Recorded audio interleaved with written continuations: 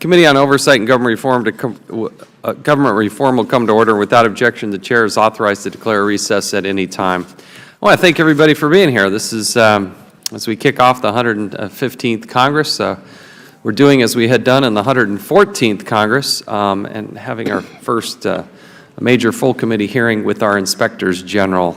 We cannot thank you enough for the great work that you do. In fact, we have a packed audience here, and if I can indulge me here for a moment, we'll allow those that are testifying to stay seated, but if you're part of that Inspector General community, either as staff or the Inspector General, if you could please stand for a moment, I'd like to recognize those of you.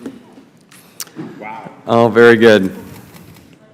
Thank you, thank you, thank you. On behalf of all of us that serve here, thank you for your service and your interest, and we want you to know how deeply valued you are in the work that you do. One of my greater fears is that that you do all this work and that we're not doing enough to make sure that we're paying attention to it and that we're actually acting on it. You know, we're not only the Oversight Committee, but we're also the Government Reform Committee. So we want to be able to take that good work that you do and translate it into action that actually helps solve the problem. So you're not continuing to look at the same problem year after year after year. And that should be such a flashing red light for this committee and everything that they do. The inspectors general are embedded into the federal government to protect taxpayers, and they're really the first line of defense against waste, fraud, and abuse. Nonpartisan, they're as patriots to understand what's happening in the bowels of this large bureaucracy.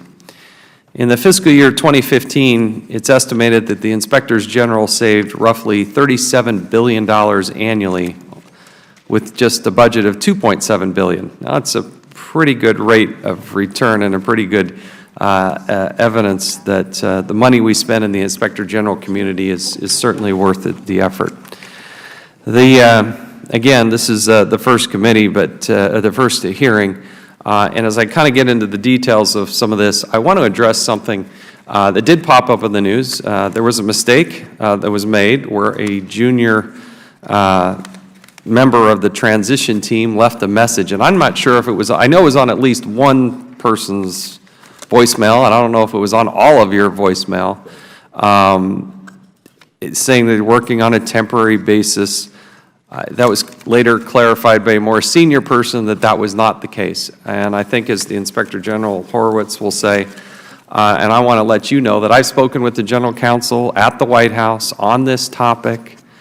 I think it's safe to say that that was a mistake. They wish it hadn't happened. It's not their approach. It's not their intention. As I said mentioned in a committee hearing yesterday, I had an opportunity to visit with the President when he visited us in Philadelphia last week. It was a very brief conversation, but he thanked me for the work that we were doing on oversight. He said, continue to go and do what you're going to do. Even though I'm the President, just you need to keep looking at the federal government, the bureaucracy, and that's the impression, but that's also literally what they have told me. When I spoke with Don McGahn, who is the White House General Counsel, he assured me that was not the case, and I'm glad that we've gotten that clarified. We would all be concerned on both sides of the aisle if that was the approach that they were taking, and they shouldn't have done that. It was a junior person, and you need to let me know if you're seeing or hearing anything to the contrary, but I've been assured that that is not what they're doing. This was a mistake that also happened in the Obama administration in 2009.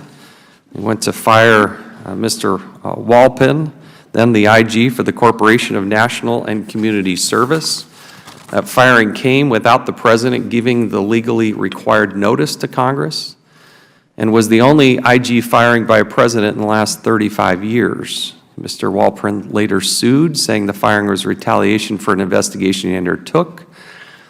With each new administration, I'm sure there's a learning curve, and hopefully they've learned that lesson. So I also think it's very important for the vacancies that there are there, that those are filled in a swift manner. Now, we're not in total control of that here in the House. We get more frustrations coming out of the Senate, and you can understand the large amount of people that have to go through that confirmation process, from a Supreme Court justice to cabinet level to others that need to go through the Senate confirmation. I hope that that's swift. I'm not in total control of that here in the House, like I said, but I will do everything I can to encourage and push and say to the White House and to this administration, it is in their best interest to have a vibrant Inspector General community.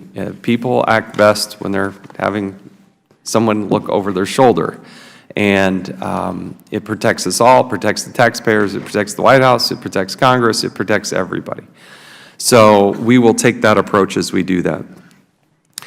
In the year 2014, 47 inspectors general sent a letter to this committee and to the Senate Homeland Security and Government Affairs Committee detailing significant access problems. For example, the Peace Corps Inspector General, who's here with us, was being denied access to files related to sexual assault of Peace Corps volunteers by the Peace Corps General Counsel. Denying access to files is something I have fought.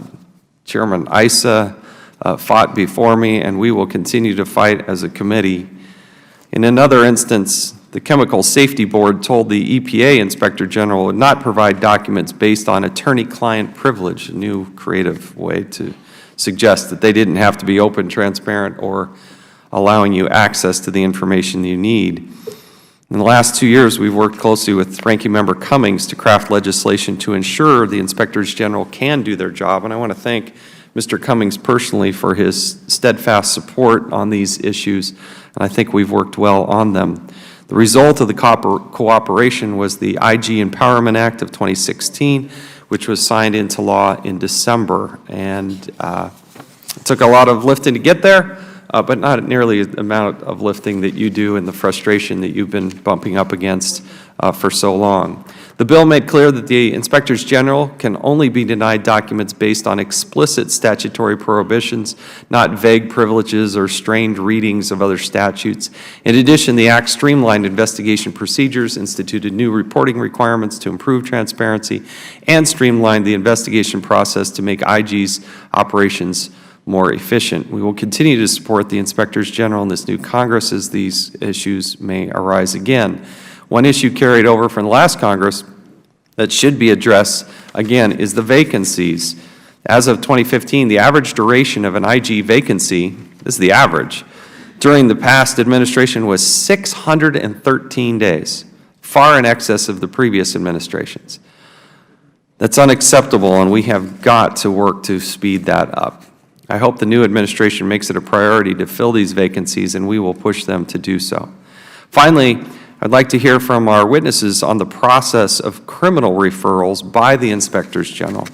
Our IGs do great work conducting investigations, and many times their work culminates in a referral to the Department of Justice for possible prosecution. There's little transparency regarding the volume, evaluation, or outcome of these referrals. Frustratingly, I had been peppering the Department of Justice to provide us such stats, but they are just simply have stonewalled us for years during the Obama administration. The IG Empowerment Act attempts to increase the transparency by requiring reports to Congress on the referral data. If I know what is being referred directly to the Department of Justice, I then have a better fact pattern to push the Department of Justice to say, why don't you ever prosecute these people? It's not good enough to say, well, just fire them. If you want a remedy, just fire them. But the civil service reform, which we're going to go through in this Congress, they're so prohibitive on firing people. It's this vicious circle where the bad apples that are there causing the most harm often continue to sit in their seats, take income, while harming the rest of the process, their fellow employees, the departments, the agencies, and ultimately the taxpayers. So we'd like to hear more about the referral process and what can be done to better expose it. And we will do our part to push the Department of Justice or the local, or whatever the appropriate law enforcement is to actually, or prosecutors to actually push on this. And I again want to thank you all for the great work that you do. You represent literally thousands of people who spend their lives doing this. We can't thank them enough, and appreciate you all attending today, and thank the witnesses in particular. So with that, I'll now recognize the ranking member, Mr. Cummings. Thank you very much, Mr. Chairman, and thank you for calling this hearing. Let me say to all of the Inspector Generals and the staff here today, I want to thank you. But as the Chairman was talking, I thought it would be appropriate that I share with you a question that has come to me over and over and over again. And the question is when some of these issues came up, people have asked me about the Inspector Generals. They say, do you trust the Inspector Generals? And I say, yes. But the other question they ask is, well, if the Inspector Generals were replaced, how would you feel about that? I said, first of all, the people who hold these positions are people who are independent. And if they felt that they could not be independent, they would not take the positions. And so I would feel comfortable with our Inspector Generals, and I want to thank you. I echo the words of the Chairman. We trust you. We believe in you. We thank you. We realize that so many of you could be doing so many other jobs, probably making a lot more money, but you are doing the job that feeds your souls. And so we thank you. You do an extraordinary job, and we in Congress rely on you for exactly these reasons. The title of today's hearing is Empowering Inspector Generals. Our committee has acted in a bipartisan manner under both Democratic and Republican leadership to promote the critical work of IGs. For example, on December 16, 2016, President Obama signed into law the Bipartisan Inspector General Empowerment Act of 2016. However, one thing that disempowers Inspector Generals is when they are threatened with retaliation for reporting waste, fraud, and abuse, or even worse, threatened with termination. When that happens, it's up to this committee to step in, investigate, and protect our IGs. Yesterday, I sent a letter along with Vice-Ranking Member of this committee, Mr. Connolly, to the White House, Counsel Don McGahn. I raised concerns about the disturbing reports that Trump officials threatened to remove numerous Inspector Generals after the inauguration. This all started on Friday, January 13. The Trump team officials assigned to various federal agencies called to inform their respective IGs that their positions were only, and I quote, temporary, end of quote. They also reportedly informed several IGs that they should begin looking for other employment. The Inspectors Generals who were concerned about these anonymous calls, immediately began contacting leaders of their organizing body, the Council of Inspectors General, on integrity and efficiency. As we understand it, after urgent calls all over the weekend, some IGs were informed that higher-level officials on the Trump team decided to reverse this misguided action. The IGs were told that these calls were erroneous. They were told they never should have been made. If this indeed occurred, that would be a small relief. But here is why I remain concerned. You know, a lot of people say, you know, we ought to cross that bridge when we get to it. Ladies and gentlemen, we're at the bridge. We have now obtained what we believe is the email that the Trump team sent out to their political officials assigned to the federal agencies. This email was sent after normal business hours on the evening of Friday, January 13. It directed Trump staffers to make the calls, and I quote, tonight, end of quote, in all capital letters and later in bold. They were instructed to tell the IGs that they were staying over into the Trump administration only, and I quote, on a temporary basis, end of quote. The email also references vetting the IGs, but does not explain on what basis. This email demonstrates that these calls were not isolated incidents. These calls were not isolated incidents. This was a coordinated campaign to target Inspectors General that someone in the Trump team planned, approved, organized, and executed across multiple agencies. The problem is that we still do not know who. Whoever approved these calls had absolutely horrendous judgment and should not be allowed anywhere near the reins of power. We also still do not know who ultimately reversed this terrible approach. And we still have no official communication confirming that this reversal, in fact, applies to all the IGs. So yesterday, we wrote to the White House counsel asking him these questions. Most importantly, we asked for official confirmation that President Trump has no plans to fire any IGs now that he has been sworn in. I ask unanimous consent that our letter be made part of the official record, Mr. Chairman. The letter without objection so ordered, but I would like to see the email, which you've not shared with us, I don't believe. We did share it. We just gave it to you, okay. We shared it with you early this morning. I also asked that the committee staff conduct a transcribed interview of the Trump official who sent this email so that we can investigate this matter. We have several of the IGs here today so we can get their accounts of what happened. At the broadest level, we want to make sure that every single Inspector General has been told in no uncertain terms that their jobs are safe. Unfortunately, these actions are part of a troubling pattern of misguided and politically motivated attacks on government watchdogs, ethics experts, law enforcement officials, and career government employees. And as I said before, they say we should cross the bridge when we get to it. We're at the bridge. In December, the Trump team sent a questionnaire to the Energy, and listen to this. In December, the Trump team sent a questionnaire to the Energy Department requesting a list of all individuals who took part in international climate talks over the past 5 years. We're at the bridge.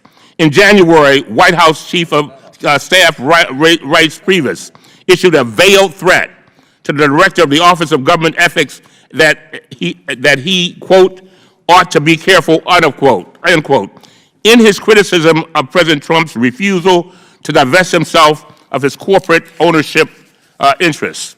The director told members of this committee, including the chairman, that this threat made him feel and his department feel, he said it was chilling, end of quote.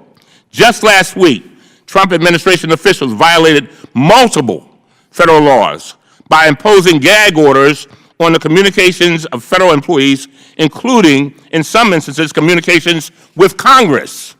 We're at the bridge. Within the past few days, the White House press secretary stated the Trump administration's official position that any State Department employees who disagree with the president's decisions should leave the government rather than voice their dissent. We're at the bridge. And on Monday, after the acting attorney general concluded that the president's executive order banning Muslims from entering the country may not be legal, the president fired her for saying so. What we are witnessing, ladies and gentlemen, simply is not normal. This is not normal, and we must never let it become normal. This is the United States of America.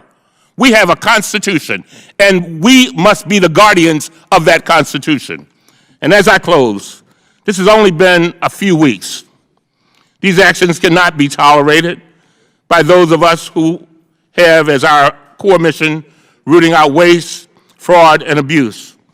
And this should be something that concerns all of us. Federal employees fear what is happening and what may be next to come. We will rely on our Inspector Generals more now than ever. There was just an article in the Washington Post this morning, I think it was, that talks about the many employees who are now going to Inspector Generals because they're afraid. And so your jobs become very, very, very significant, even more significant than they've ever been, because people see you as the last line of defense. And I hope that all of my Republican and Democratic colleagues will join together in a bipartisan manner to support our Inspector Generals in their mission.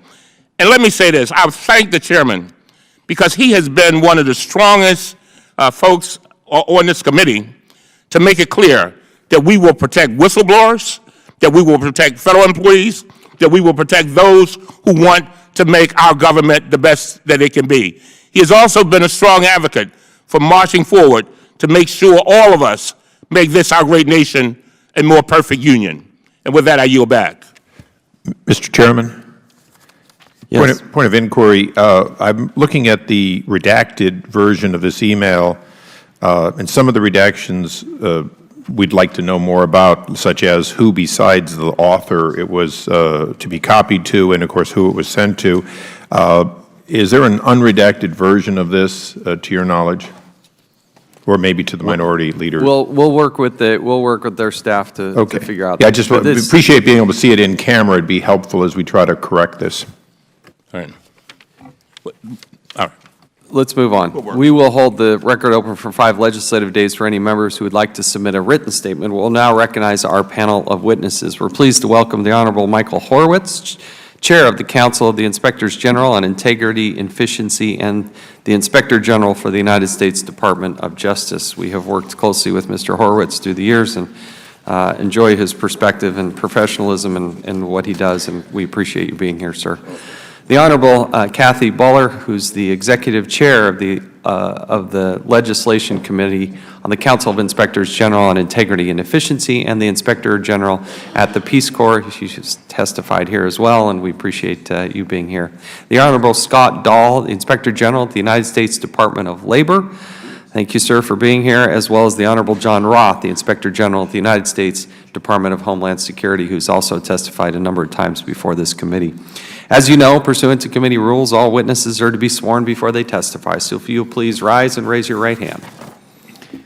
Do you solemnly swear or affirm that the testimony you're about to give will be the truth, the whole truth, and nothing but the truth, so help you God? Thank you. Let the record reflect that all the witnesses answered in the affirmative.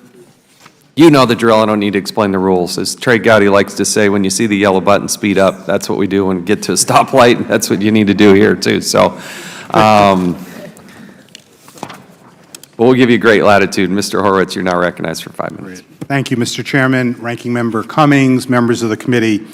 Thank you for inviting me to testify today. The IG community sincerely appreciates this committee's steadfast support over the years. And thank you, Mr. Chairman, Ranking Member Cummings, Congressman Meadows, for your sponsorship of the landmark IG Empowerment Act, and for the committee's unyielding work in making sure it got passed. Congress could not have spoken louder or clearer about its bipartisan support for giving IGs the tools we need to do our important oversight work. IGs are the representatives of the taxpayers, making sure their money is being used efficiently and effectively, and that waste, fraud, abuse, and mismanagement are rooted out. The independence of IGs is the foundation of our work, allowing us to conduct nonpartisan, objective oversight. That work in FY 2015, as the Chairman noted, resulted in the IG community identifying approximately $26 billion in potential savings, with which agency management agreed, and additionally, our criminal and civil cases identifying or allowing agencies to receive or recover over $10 billion. Compared to the IG community's aggregate budget of about $2.7 billion, the recoveries and potential savings represent about a $14 return on every dollar invested by the OIGs, in the OIGs by the Congress. OIGs also issue recommendations to address fundamental issues of agency management identified in our audits and reviews. We appreciate the committee's interest in these recommendations, and as you are aware, there are indeed thousands of open recommendations across the OIG community. We look forward to working with the new administration to address them. Let me briefly highlight some other key issues for the community. First, there are numerous IG vacancies, as the Chairman noted, and it is critical that they be filled promptly. 9 of 36 presidentially appointed Senate-confirmed IG positions are vacant. That's 25% of those positions. And the agencies and the vacancies are at some of our largest agencies. By law, IGs must be selected without regard to political affiliation and based solely on the basis of their integrity and demonstrated ability in certain proficiencies.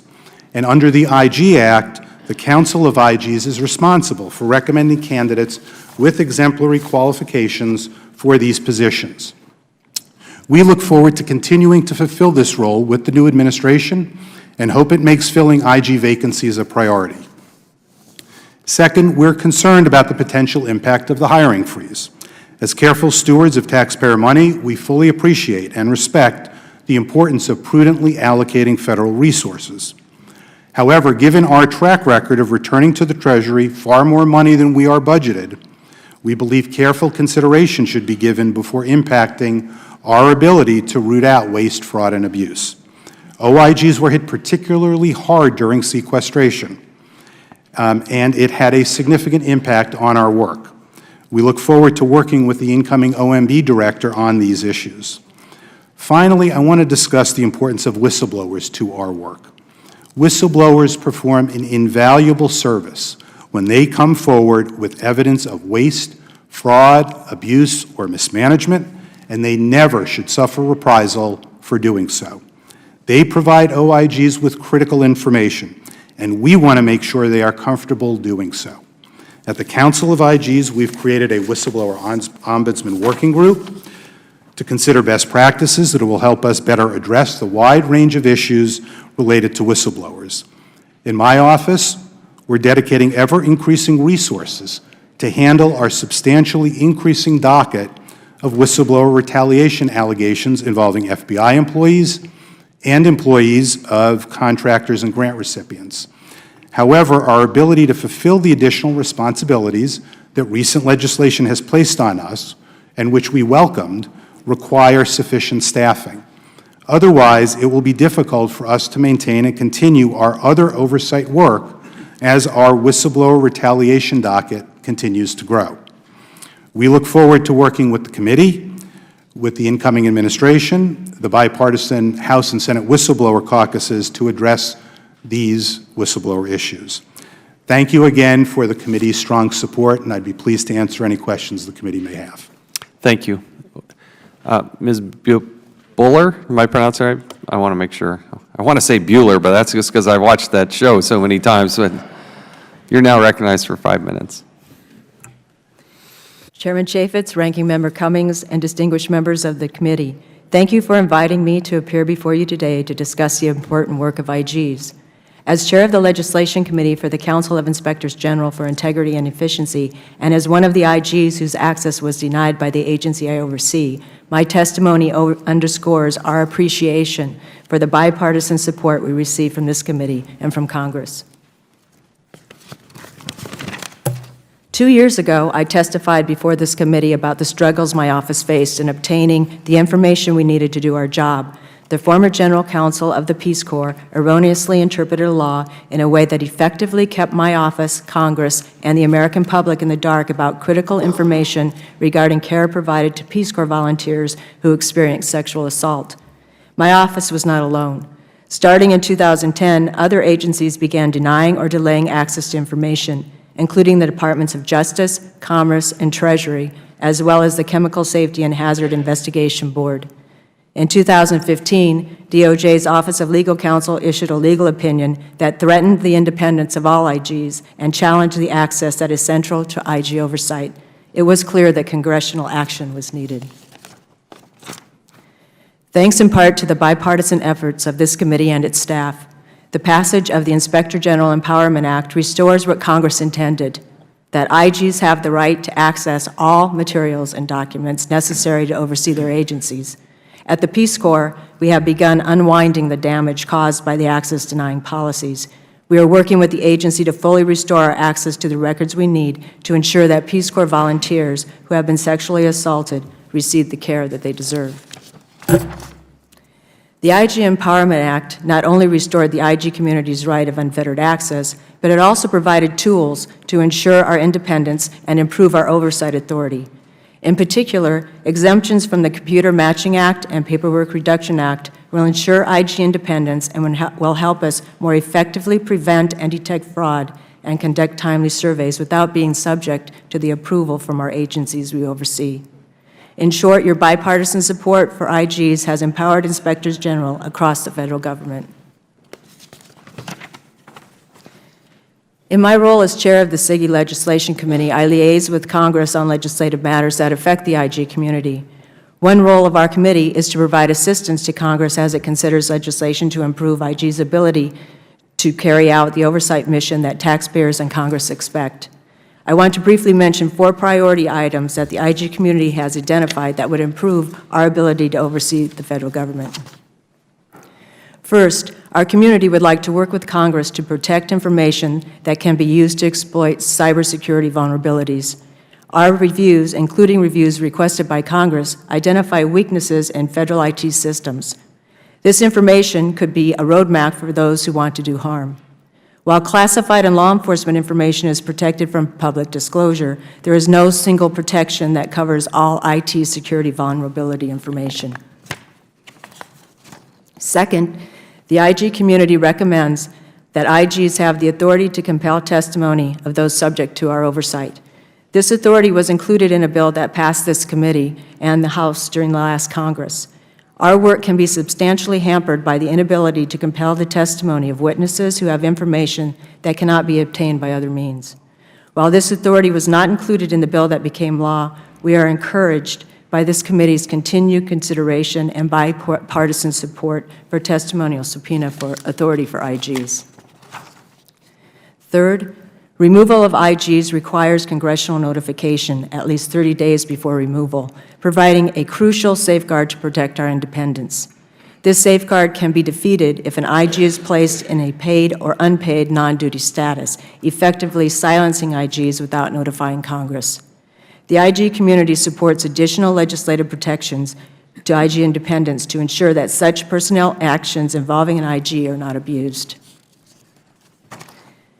Finally, legislative reforms have potential to make the Program Fraud Civil Remedies Act a significant tool to recover fraudulent expenditures for the benefit of the taxpayers.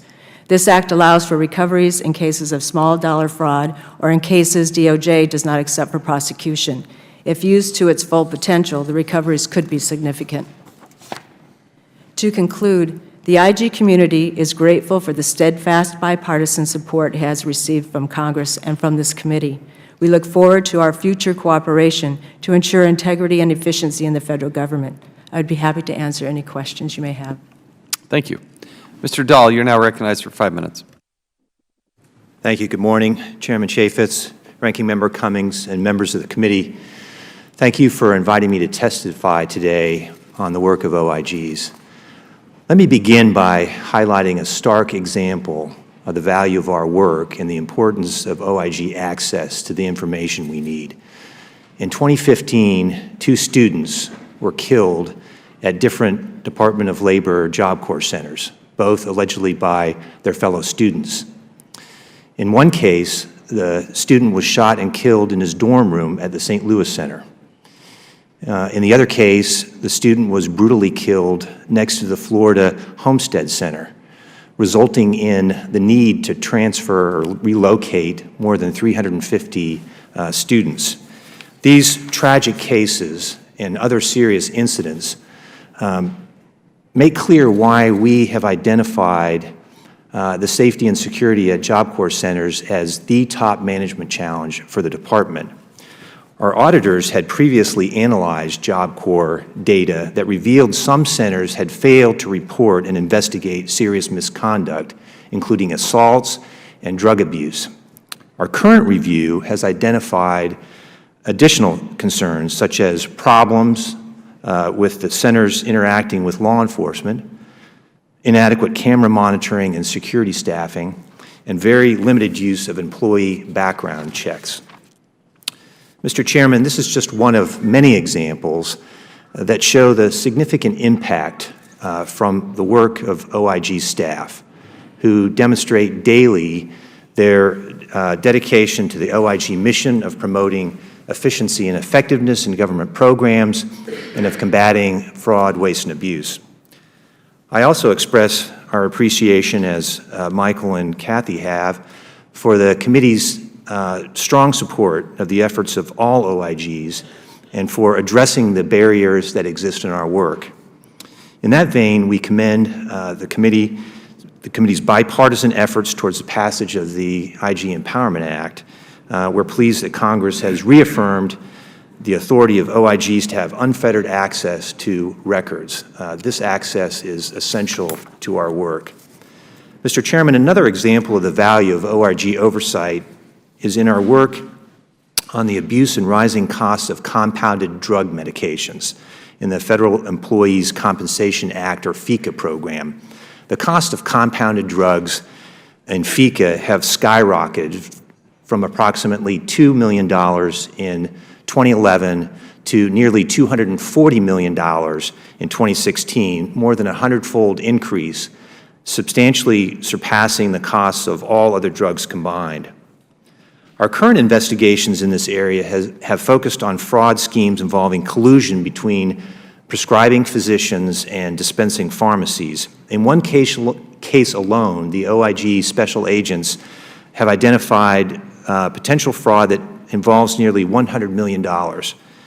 We are also conducting a review of the Department's management of pharmaceuticals and all of its workers' compensation programs, with a particular emphasis on compounded drugs as well as the use of opioids.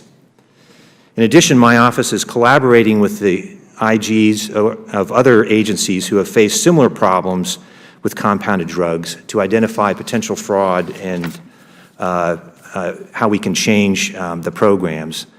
Another area of significant concern is with the fraud in DOL's foreign labor certification programs, in particular the H-1B program that allows for non-immigrant employment and foreign workers in specialized occupations.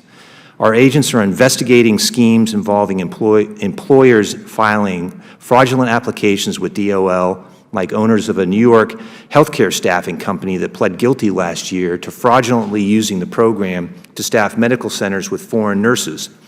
These fraud schemes often deprive U.S. workers of available work opportunities. We also partnered with DOJ and other law enforcement agencies to investigate labor trafficking as part of human trafficking. For example, our agents investigated a Texas employer who was convicted last year for underpaying foreign workers and housing them in dangerous conditions. Finally, Mr. Chairman, timely access to the Department's data systems is an area of significant concern for my office, especially for systems managed by contractors. We've encountered lengthy delays in gaining access to these data systems, and the Department has incurred significant increased costs from outsourcing this data management. These challenges we have identified underscore the importance of the Committee's support for the work of the OIGs. We look forward to continuing our productive relationship with this Committee and the Department in our shared goal of improving efficiency and effectiveness in Department's programs and operations. I request that my full statement be entered in the record, and I would be pleased to answer any questions that you or members of the Committee may have.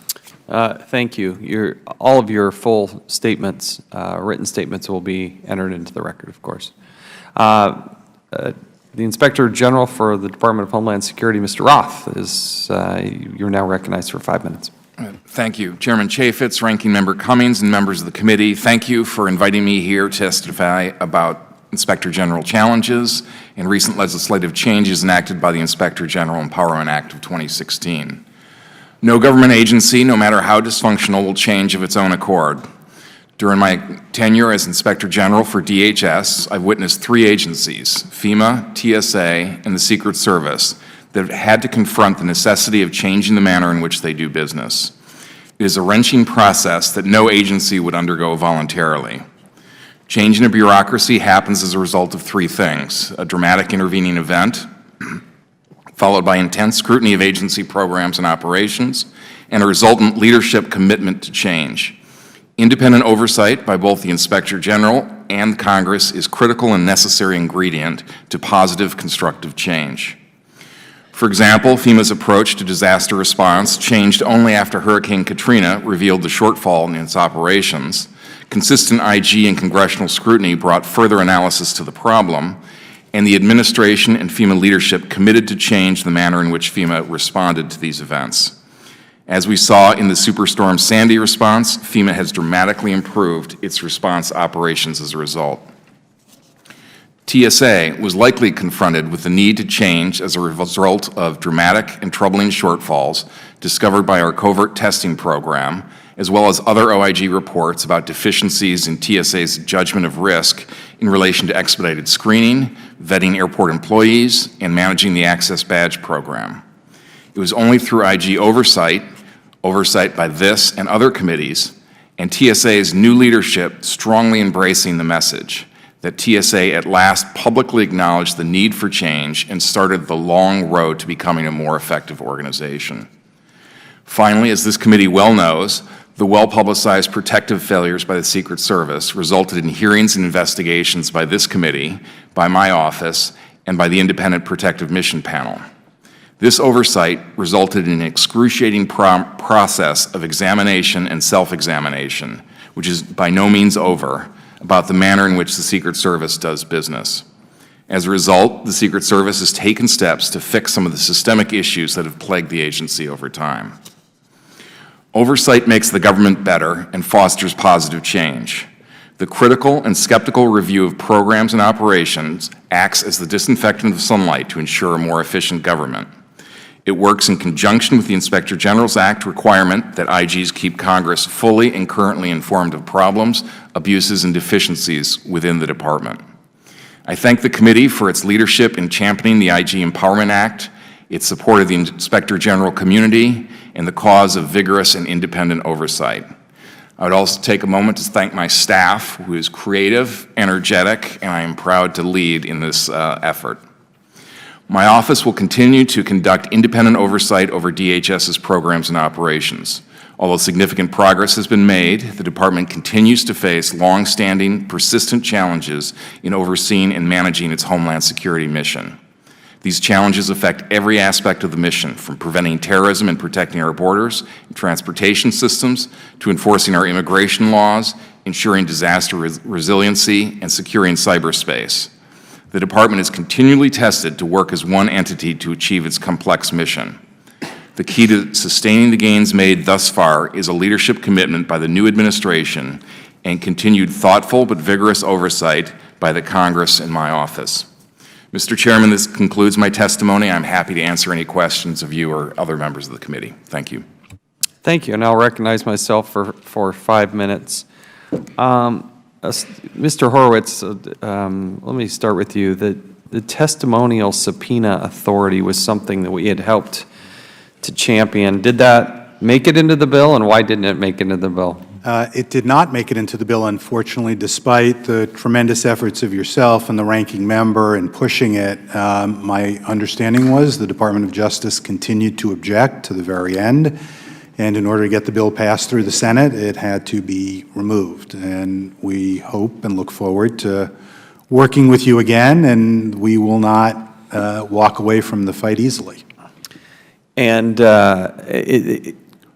at least personally, I'm going to help champion this. We'll make another run at it again, but I do believe the Inspectors General need the ability to compel testimony. We had a frustrating case where somebody was being approached, and then they just, like on a piece of paper, just said, I hereby resign, and handed it to somebody, and just thought by leaving the employee, leaving the employment of the federal government, they could just simply walk away from all this disaster that they had caused.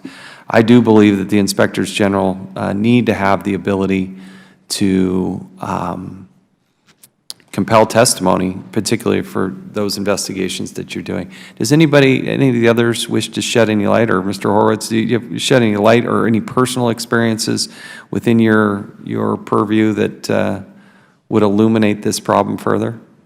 I'll just mention the two examples that are public in our reports that are of significant programs. Our review of the FBI's handling of 702, a high-ranking FBI official that refused to cooperate with us because he had retired, and that would have been an important interview to have in connection with our review of the President's surveillance program.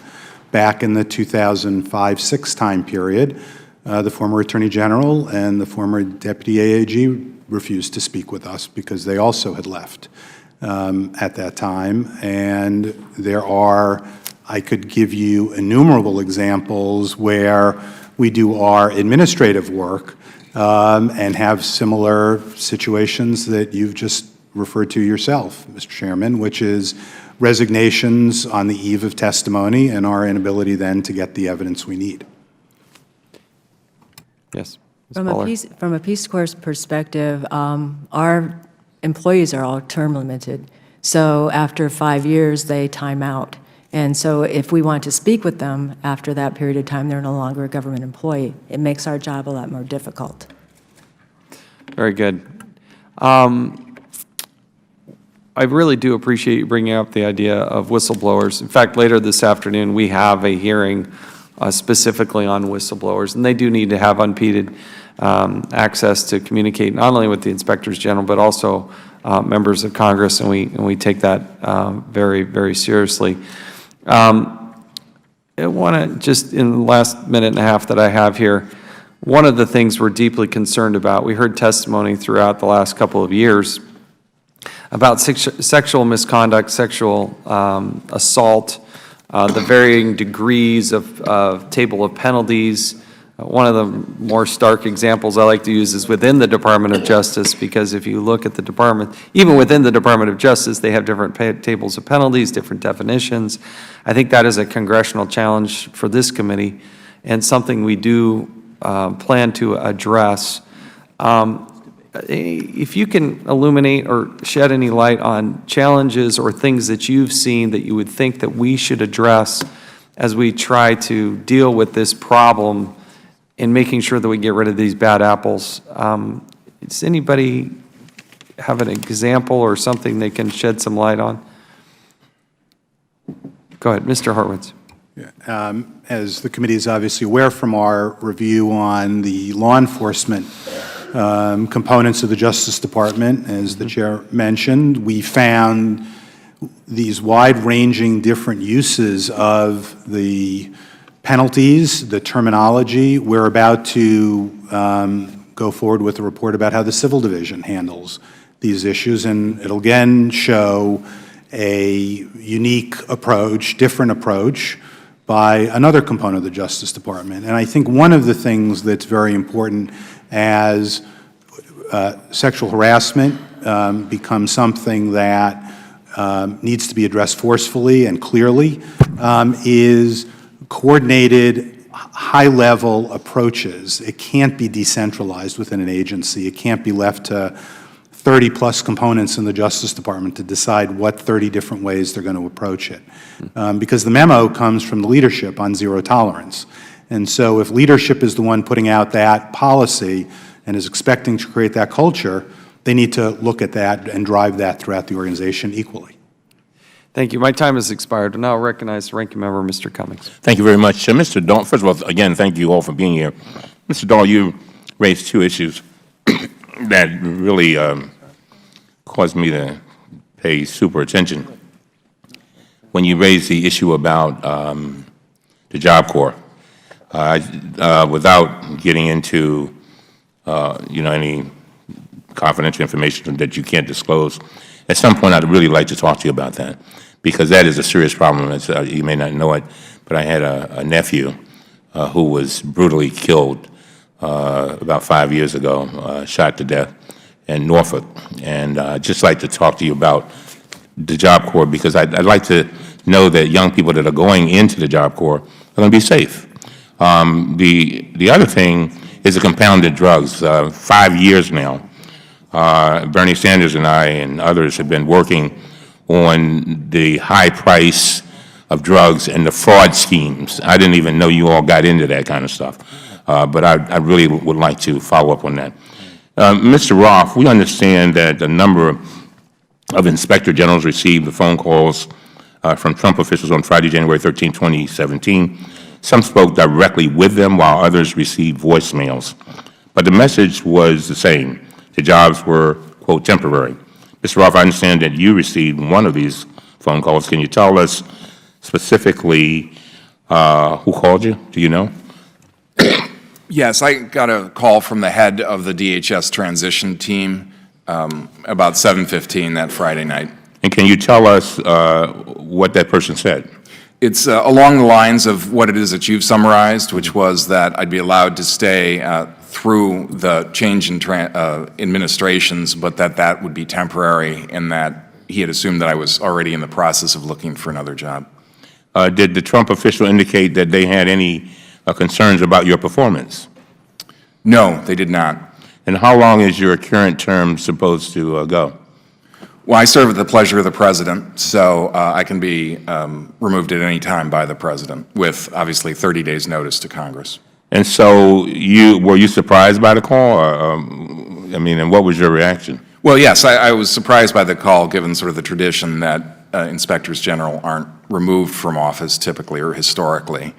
So I immediately, of course, called Michael Horowitz and pulled him out of a hockey game on Friday night to report this information.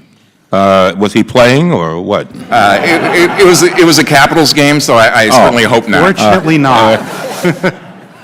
We have obtained a transcript from a voicemail left by a Trump official with another Inspector General. The voicemail said, and I quote, "I'm calling on behalf of the presidential transition team to inform you that you are being held over on a temporary basis to continue working in the capacity of Inspector General following the inauguration," end of quote.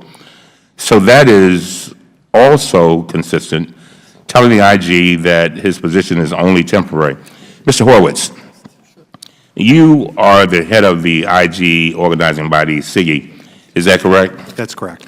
Can you please tell us about how you learned about these calls?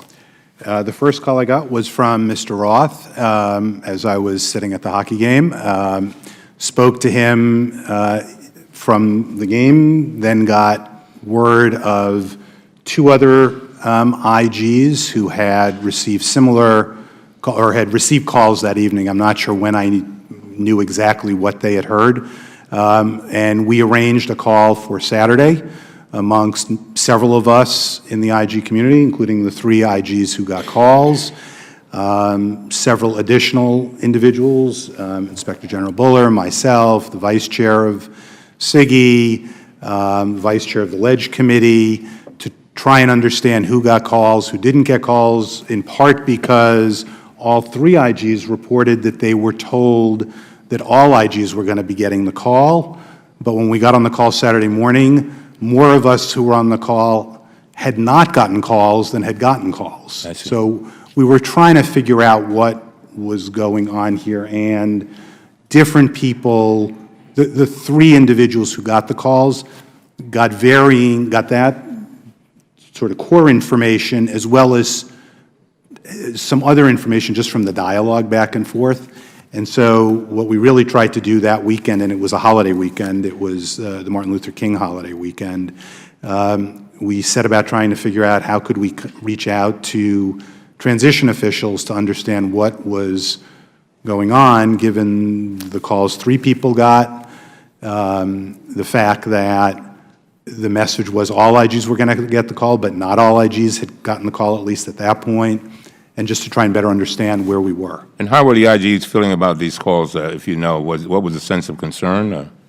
I think fair to say everybody was concerned without knowing more as to what was the message here. Was this a message like Mr. Roth got about planning to move on? Was it some misunderstood? We just didn't know enough. Frankly. And would you tell us what happened over the next, with the Chair's indulgence, please, did you tell us what happened over the next few days, and what did you do, what did others do, and how did you express this concern to the Trump team? Yep. Certainly, and to be clear, I learned a lot more Tuesday when we came back to work, because Tuesday morning was the monthly IG meeting, so all IGs got together at 10 a.m. on Tuesday morning. Well, but I'll talk about what I knew over the weekend till I got to Tuesday. Until Monday, we learned of only the three calls.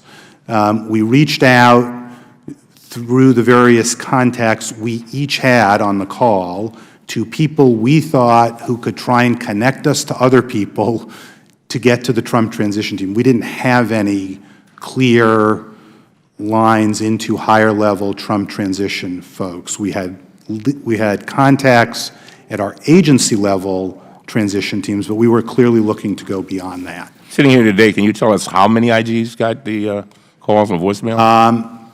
By Tuesday morning after the SIGI meeting, I'm guessing, and I don't have an exact number, I'm guessing it's upwards of 6 to 10. And can you survey that and get that information back to us, if you don't mind? Yeah. And Mr. Horowitz, as I close, I understand that someone seemed to inform at least some of the IGs that the decision had been overruled by higher-level officials within the Trump team. Who informed you of that, and what were you told? And I was just curious. Yeah. So on Monday, I believe it was, we heard back from staff for this committee, majority staff for this committee, that they had heard through their contacts with the transition team or their contacts and the Senate Homeland Security Governmental Affairs Committee's contacts with the transition team that the calls shouldn't have been made. It was a lower-level decision that had not been vetted at a higher level, that there was no plan to remove all IGs, and that the IGs would be getting calls to let, the IGs that got calls would be getting calls to let them know those calls shouldn't have been. And do you all have anything in writing saying that? I don't. And well, we're going to try to see if we can get you something in writing. If I could just add, I learned please on Tuesday morning that also on, I think, either Sunday or Monday, an IG had gotten a call from Mr. McGann, who's now the White House counsel. And do you know who that IG was? The one IG that you at the Federal Election Commission. okay. Who knew Mr. McGann because he had been a member of the commission at one point, providing her with the same message that we had heard, that I had heard on, I think it was Monday, from majority staff. There you go. I then got a call this past Friday from Mr. McGann, consistent with what he had told the IG at the FEC, that he would be reaching out to me to essentially say the same thing to me that he had told her on that Martin Luther King holiday. But we're going to try to get the IG something in writing because I think it's very important that they have that document. When you come to people's jobs and their families and their welfare, but more importantly, their morale and their security, I think it's important that they have a document saying that that is simply not the case, and we'll work to make that happen. Thank you very much, Mr. Chairman, for your indulgence. I really appreciate it. We'll recognize now the gentleman from Texas, our new subcommittee chairman, Mr. Farenthold. Thank you, Chairman Chaffetz.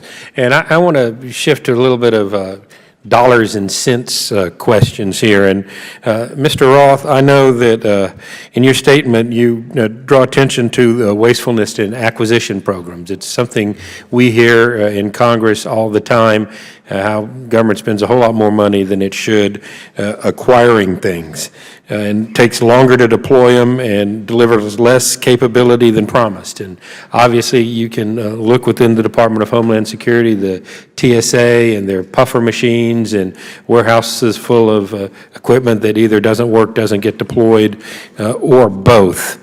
What all are y'all doing to reduce waste in acquisition? Well, certainly one of the things that we're doing is an increased emphasis on acquisition reform and acquisition auditing. So that's one of the things that we really didn't have a capability of, say, 3 years ago.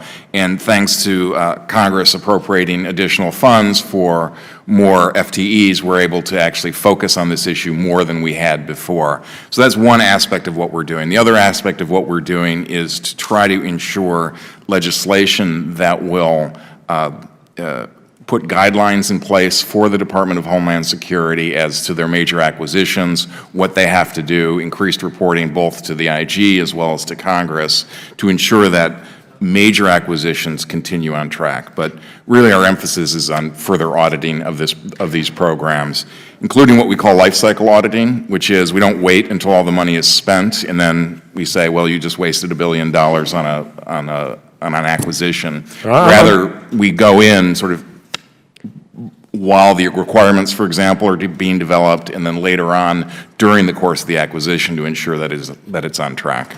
I mean, you talk about billions of dollars. There's been 11 years and $1.5 billion spent on an IT system for the U.S. Citizenship and Immigration Service, and you're still using a paper system there.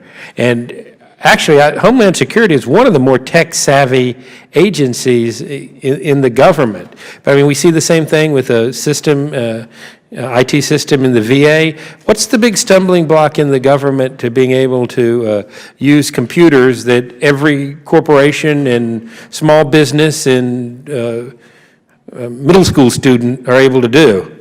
Well, a couple things. One, the size and complexity of some of these projects are enormous. So when you're talking about the immigration system, these are literally millions and millions of files. The tempo, the operational tempo of CIS is just enormous. And I'm certainly not apologizing for them or excusing what it is that they do because they have a paper-based system. But, I mean, you got the airlines that do billions of transactions. You've got credit card companies that are able to do these transactions. You've got ExxonMobil, a global corporation that has a reasonable IT system, but the government can't do it. Right. Well, a couple things. One is that there was never a structure in place to do the acquisitions correctly. That was the first issue. Two, the expertise, that is getting the personnel who actually understand these and have the ability to do the acquisition, I think has been a challenge. And thirdly, the acquisition process itself in the government is incredibly burdensome compared to, I think, private. And I think we need to spend some time, Mr. Chairman, and we'll continue looking into how we reform that. And I want to give the other IGs here, I don't think any of you guys, agencies, with exception maybe Justice, has anywhere near the acquisition budget Homeland Security does. But are you seeing similar problems within acquisition of your department? I mean, we'll just go down the line. We'll start with you, Mr. Horowitz. We are doing more and more contract audits, and we have nowhere near the contracting that DHS does. But we are seeing challenges at DOJ. We saw it at the FBI when we looked at their effort to move to a computer-based system for handling all their paperwork. Peace Corps, Ms. Bueller?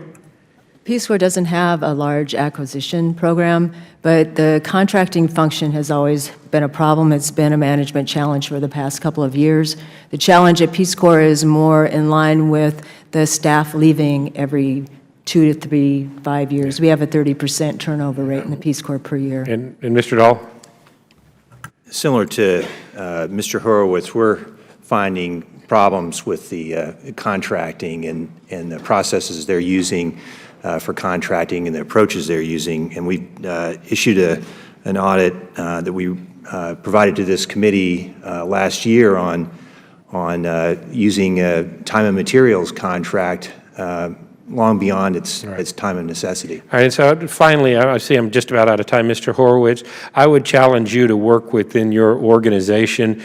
What is most helpful to us in Congress are some concrete recommendations of what to fix. And I would like to put that on your whiteboard of things to do. Absolutely. We will get you some. Thank you.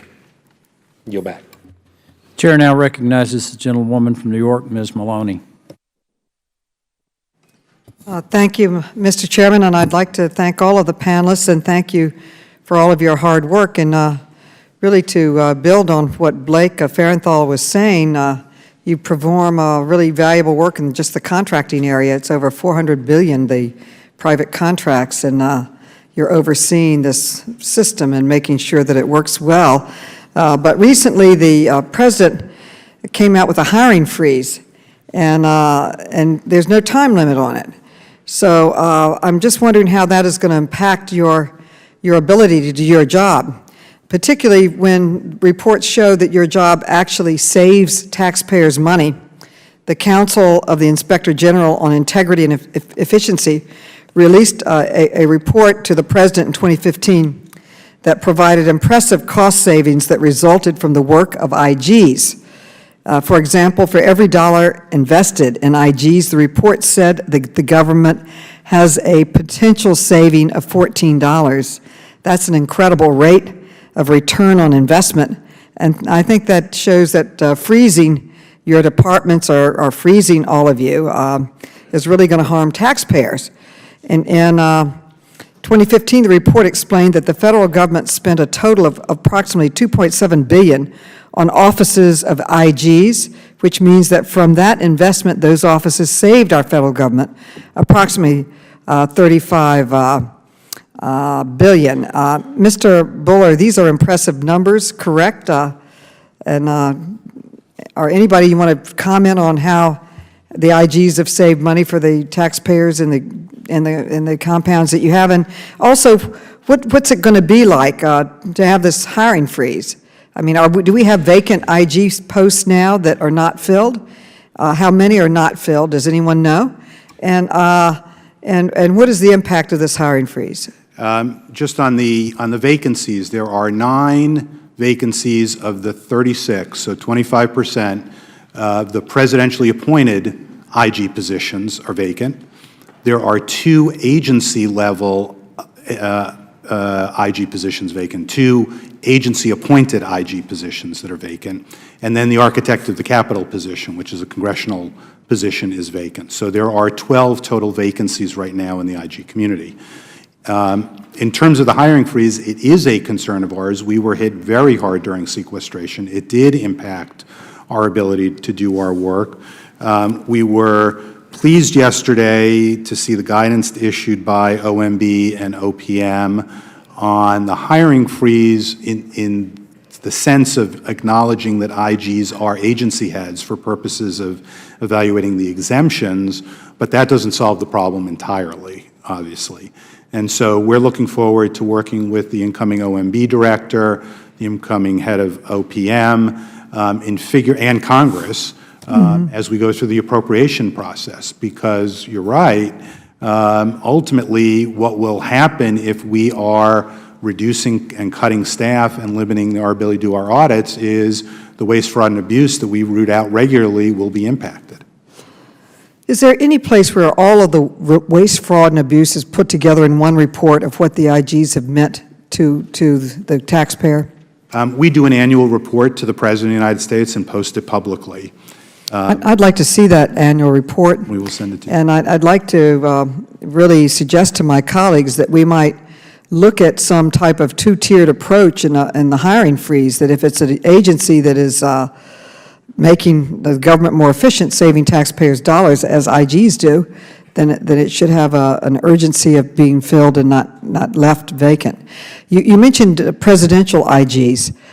What's the difference between a presidential appointed IG and another IG? I thought all IGs were treated the same. They're not? They're the same under the statute in terms of protections. The difference is the 36 of the 73 IGs are nominated by the President and have to be confirmed by the Senate. 37 of the 73 IGs are appointed by their agency heads. Okay. And Is don't it go through Senate is it tied to the agency? It's tied to the agency. It's tied to the agency. I'd like to see the list of which. You can do that. For the committee. I think the committee would like to see which are presidential and which are not. My time has expired, and I thank you very much for the work that you do for our country. I love the Peace Corps. Okay. Chair now recognizes the gentleman from Florida, Mr. DeSantis. Thank you, Mr. Chairman. Welcome.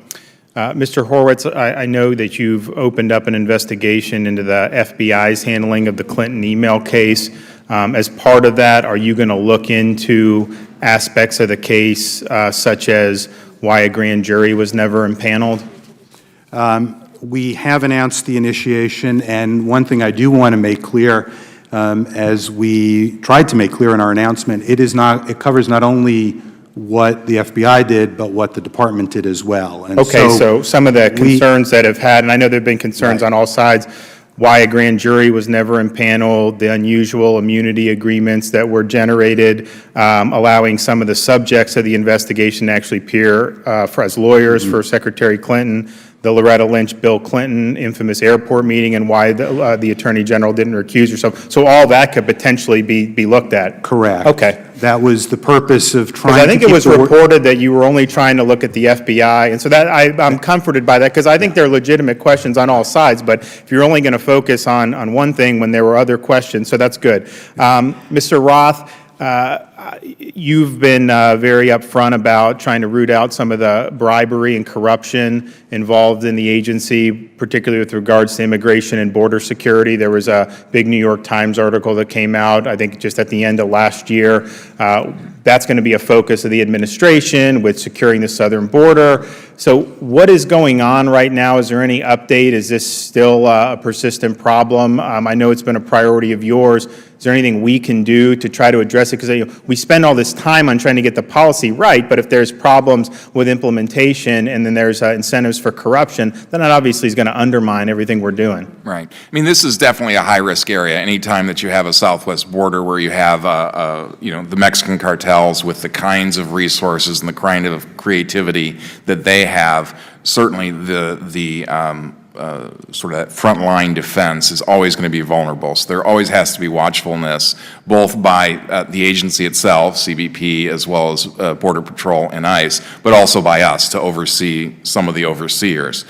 We are, candidly, challenged by resources. We have one agent for every 2,000 employees and contractors, so it is an enormous challenge to be able to tackle this. So more resources to your office could potentially save the taxpayer a greater amount of resources on the back end if they're being employed successfully? These individuals have keys to the kingdom. I mean, literal keys to the gates that are on the southwest border, so absolutely. Okay. Yeah, well, we want to work with you on that because this is important. I want the border secured, but I don't want to get in a situation where we're putting a lot of effort in and then we're being undermined. Mr. Dahl, you note in your testimony that the unemployment insurance program was the 7th highest amount of improper payments among all federal. I think it was $3.5 billion, correct? Do you have any idea what the total number of improper payments for federal government wide was for 2015?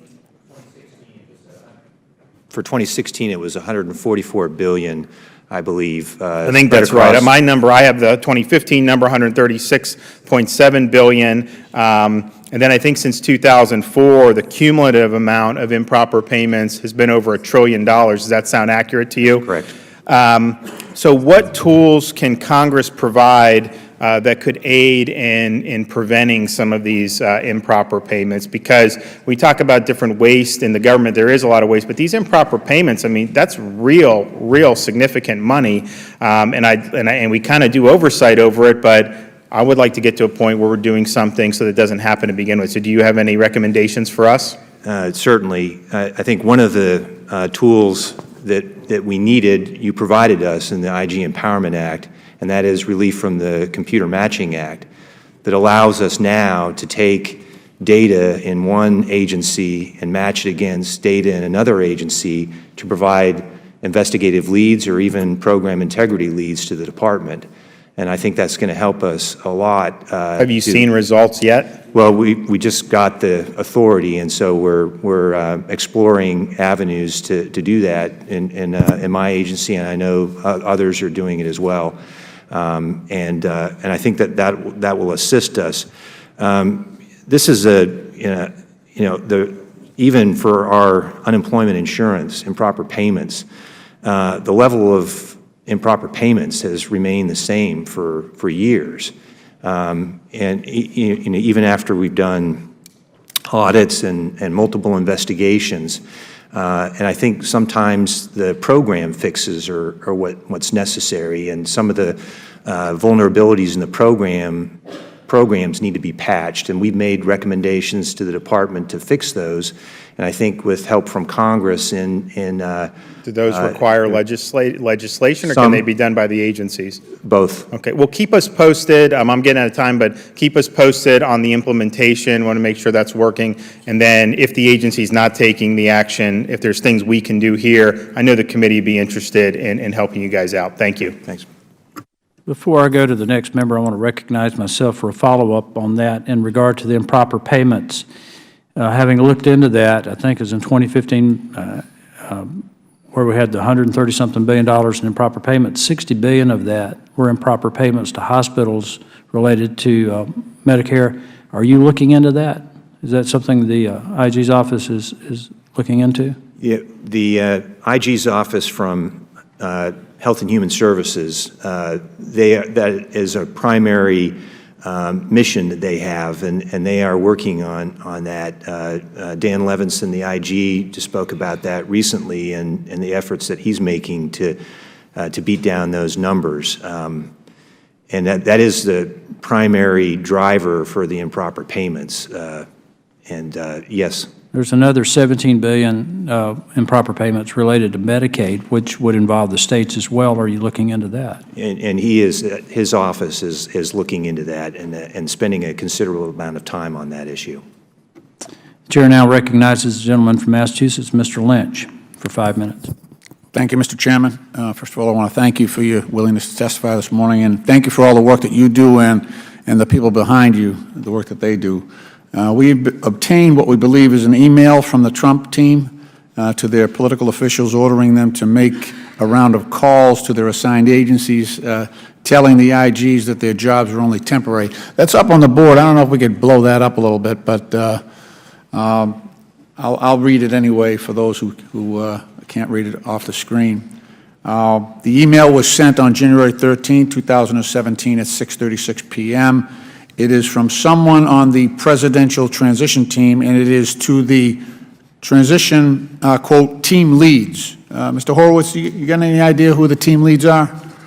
I am presuming it's the agency teams, given what I understood happened over the weekend, but I'm obviously don't So have the any people further that the insight. transition team assigned to each department, each agency, that would probably be there. That would be my guess. Okay. The subject line also quotes "tonight" in capital letters. I don't know if that's blocked out. It might be redacted, huh? Oh, no, it's up there. On subject line "tonight" in capital letters.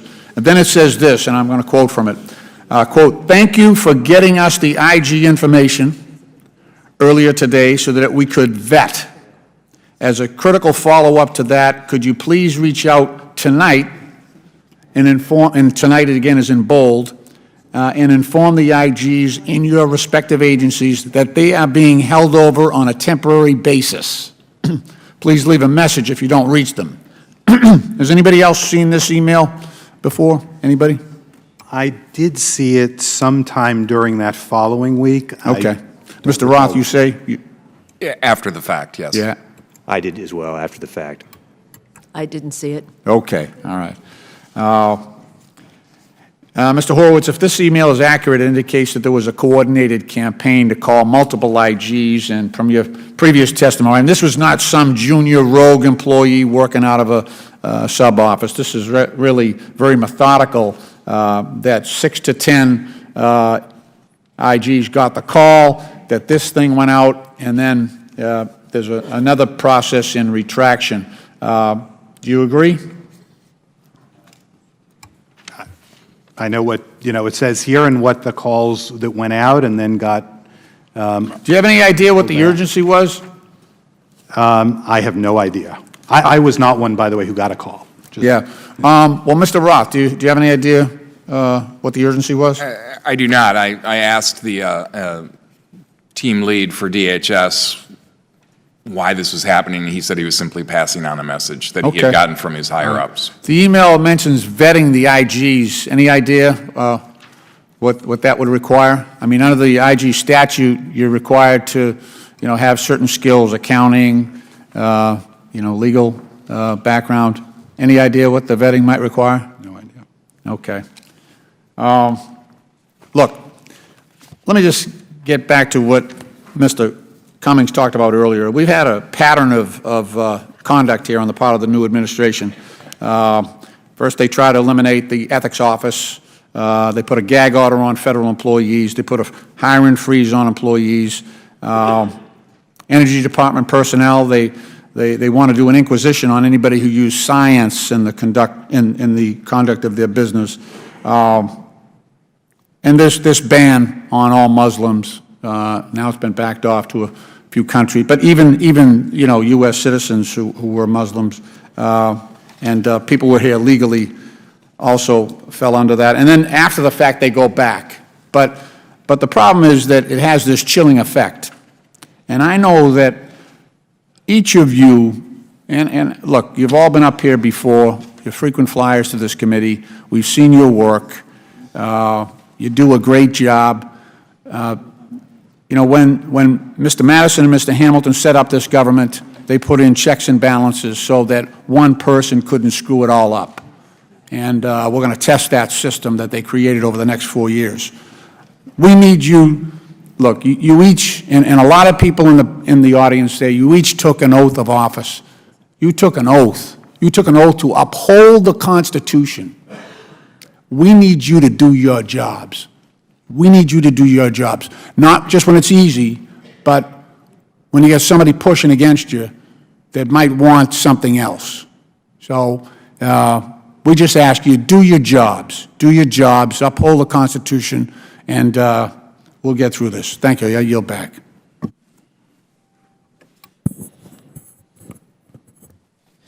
Chair recognizes the gentleman from California, Mr. Issa, for 5 minutes. Thank you. Mr. Horowitz, good to see you again. I had never had any doubt you'd be held over. Let me go through this, and first I want to say that I'm concerned that the transition team, now defunct, certainly could have done a better job in informing people who are technically serve at the pleasure of the President that they were in fact going to be retained. And there's plenty of examples of people who got almost to the inauguration day and kept saying, do I leave or do I stay? And many of them were people that wanted to stay and the administration wanted to keep.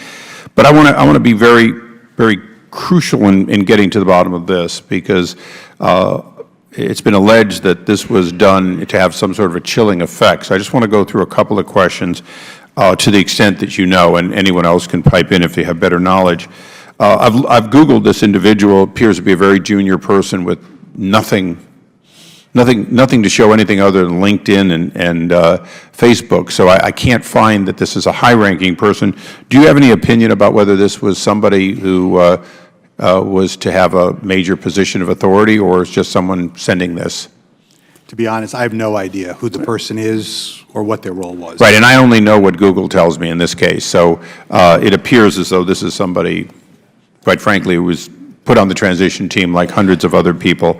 The date on this is January 13, 2017. So is it fair to say that this person had no authority at that time, because no one on the transition team had authority until January 20th, legally?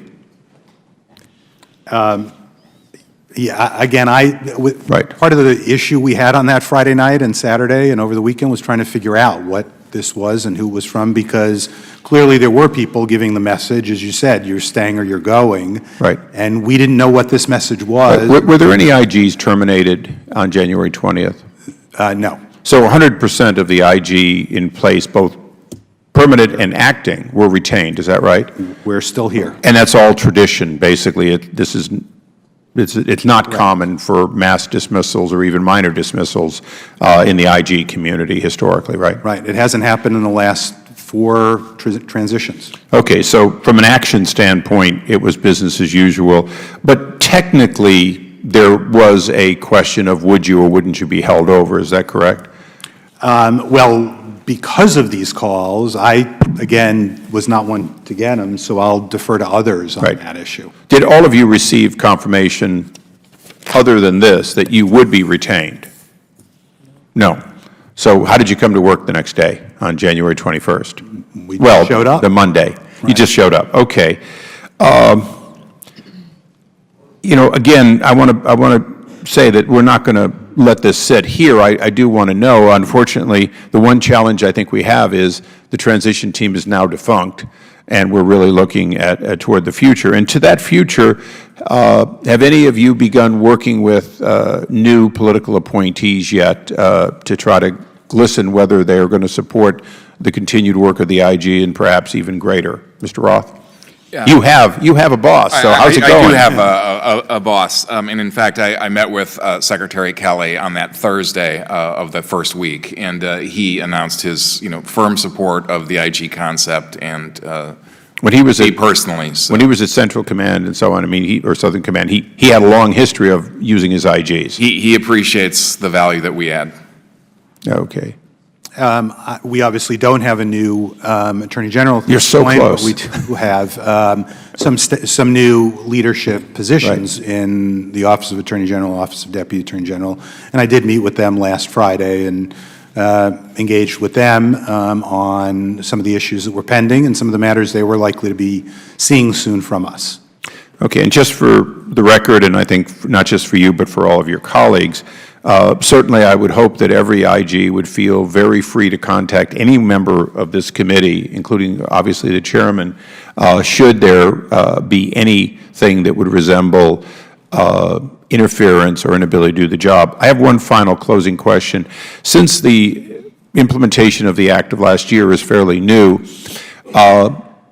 do any of you have current examples where you're still not getting information covered by the you get everything except, and the exceptions are supposed to be virtually zero?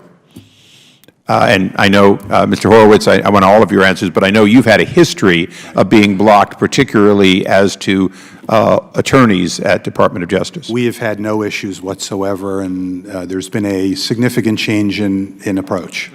Excellent. Glad to hear it. Anyone else? At Peace Corps, before the former director left, she put out a joint communication with me, basically saying that we have access to everything now, including... Especially the assaults restricted- and harassment and the actual rapes and so on that Yes. historically were a problem for you. Yes. Mr. Dahl? We've made significant progress in overcoming some of the delays that we were experiencing in getting access to records. Excellent. Well, the committee's done good work. Thank you, Mr. Chairman. Yield back. The chair now recognizes the gentleman from Virginia, Mr. Connerly, for 5 minutes. Thank you, Mr. Chairman, and welcome to our panel. My friend from California wants to minimize what just occurred, and I understand that from his point of view, but there's nothing trivial about getting 6 or 7 phone calls to individual inspectors general, including yourself, Mr. Roth, from a transition team on the eve of the inauguration, all but warning you you're going to be replaced, or it could be. And then we saw the redacted document, and I'd love to have some Republican support in making sure that those redactions are removed and we get the actual full document. But Gentlemen, the chairman or the ranking member indicated he would make it available to us. He has that. I don't, Mr. Horowitz, you're the head of SIGI. I assume you took that seriously and you saw the gravity of the issue. There was nothing minimal or trivial about these communications to your colleagues. Absolutely took it very seriously. That's why we worked all weekend Right. on the holiday weekend making calls. And I assume the source of your alarm wasn't just the personal careers of your colleagues, though that's of concern, but the overall impact of those communications in terms of the potential for politicization of the IG office itself. I think it's fair to say that all of us, including those who got the calls, were concerned not just about their own positions, but about the institution itself. Right. And so you saw a potential threat. Correct. And although the President has the power, because half of your colleagues serve at will in a sense, they serve at the pleasure of the President, and are subject to Senate confirmation, I will read to you the author of the Inspector General Act of 1978, a former colleague, Representative L.H. Fountain. And he said, "It was never intended, however, that the inspectors general be automatically replaced on a wholesale basis without regard to their individual merits whenever there is a change in administration," unquote. Now, I know originalists don't want to pay any attention to legislative history, but the rest of us mere mortals, especially those of us who write the laws up here, actually do pay attention to the intent behind legislation and the words accompanying the introduction or passage of legislation, especially by the author of the legislation. Would you agree with that sentiment? Is that your understanding, Mr. Horowitz, that it was never intended to have a wholesale replacement, even though the power technically certainly is there with the President? I would note that the only time that had occurred, which was in 1981, Ronald Reagan. when President Reagan removed and then unremoved several IGs, this committee, or the Committee on Government Operations, it was then called, issued a unanimous report stating almost precisely the words that you've just quoted, Congressman. Thank you. So there is actually history here going back to 36 years in terms of trying to make sure we're not politicizing or wholesale removing and replacing inspectors general because of the concern about perception and about independence of office. Is that correct, Mr. Horowitz? That's correct. I didn't mean to stop you. I think you were going to say something. I just note what is important to us on this issue is the bipartisan unanimous support for IG independence. Yep. And that principle, because everybody, I think, who knows the work we do understands that's the foundation on our work. If we're not independent, we cannot do what we're doing. That's right. Speaking of which, as the head of SIGI, a terrible acronym, I use council of IGs to try and get away from it. Only the federal government could come up with something like that. SIGI. Right. I go to a SIGI meeting. We had a cocktail hour at SIGI. I mean, I don't, all right. No, we don't do No, that. no, I know. Thought I'd give you that opportunity so you could deny that. Right. So one of the concerns I have, as you know, Mr. Horowitz, is that exactly this. IGs have to be above partisanship, have to be perceived as independent and objective, cannot be tainted with anything. And when there is a concern, it goes, unfortunately, from my point of view, there's very little accountability for anyone other than, I suppose, an agency head or the president with respect to IGs. And I wonder if you could just comment on what are we doing to try to make the process, when there is a concern or a complaint filed, that the process is more transparent, more thorough, more robust, and people are held accountable. So on that point, I know we've had discussions in the past about the Integrity Committee and its operations and working on that. Many of the changes that are in the IG Empowerment Act address those issues and the concerns that this committee had, other members have, and we are actually right now in the process of trying to make those changes. And I'll just mention one of the issues that have come up. In order for some of the responsibilities to be transferred from the FBI, which had been the chair, to the SIGI and the IG on the committee, which is now the chair, is we need to get certain regulations cleared so that we can create Privacy Act notices and all the things that we have to do. And we're trying to understand how the regulatory freeze will impact our ability to do that. So we're trying to move forward in that regard and look forward to having further discussions with you about these issues. Chair now recognizes the gentleman from North Carolina, Mr. Meadows, for 5 minutes. Thank you, Mr. Chairman. Thank each of you for your work, and to the at-large IG community. Thank you so much for the work that you do. I can tell you that from my side of the aisle, I am going to be vigilant in making sure that your work continues on regardless of who is at 1600 Pennsylvania Avenue. We have your back. We believe in your independence, and anything that is out there to the contrary will be fought vigorously in a bipartisan way. And I know that my good friend from Virginia and I both agree on this particular aspect. That being said, I want to make sure that it is clear that to my knowledge, we have had no request to replace any IG, that there is a 30-day notice that has to be given to Congress, and there are 0 IGs that have been noticed to Congress. Do you understand that, Mr. Horowitz? I do, and I also appreciated the call I got from Mr. McGahn on Friday making that point to me personally. I'm at the very highest levels of this administration. I have had a very comforting assurance that the work that the IGs do and have done is not to say that the work that you've done, whether it's your reports, I'm one of those guys that'll stay up late and read your reports and read the footnotes, and Mr. Roth and I have talked a couple of times on some of the reports that he and his team have done. And so let's not discount the work that we've done in the past, assuming that the recommendations have been there. But just because it's a new administration, I think it's important that we still follow up on those things. And so here would be my request of each one of you. As we look at the IG Empowerment Act, what I would like is, what are the 2 things that are creating barriers for its full implementation, and I know we're very early in the process, but what are the 2 barriers that you're seeing either technically or legislatively or administratively in terms of actually implementing that? And then as we start to get that, anything that has a good intention also has components that perhaps are a byproduct that were not intended. 2 areas that perhaps would be in a follow-up bill that could maybe either clarify or make life a little easier. Are all of you willing to to get with the committee on that? All right.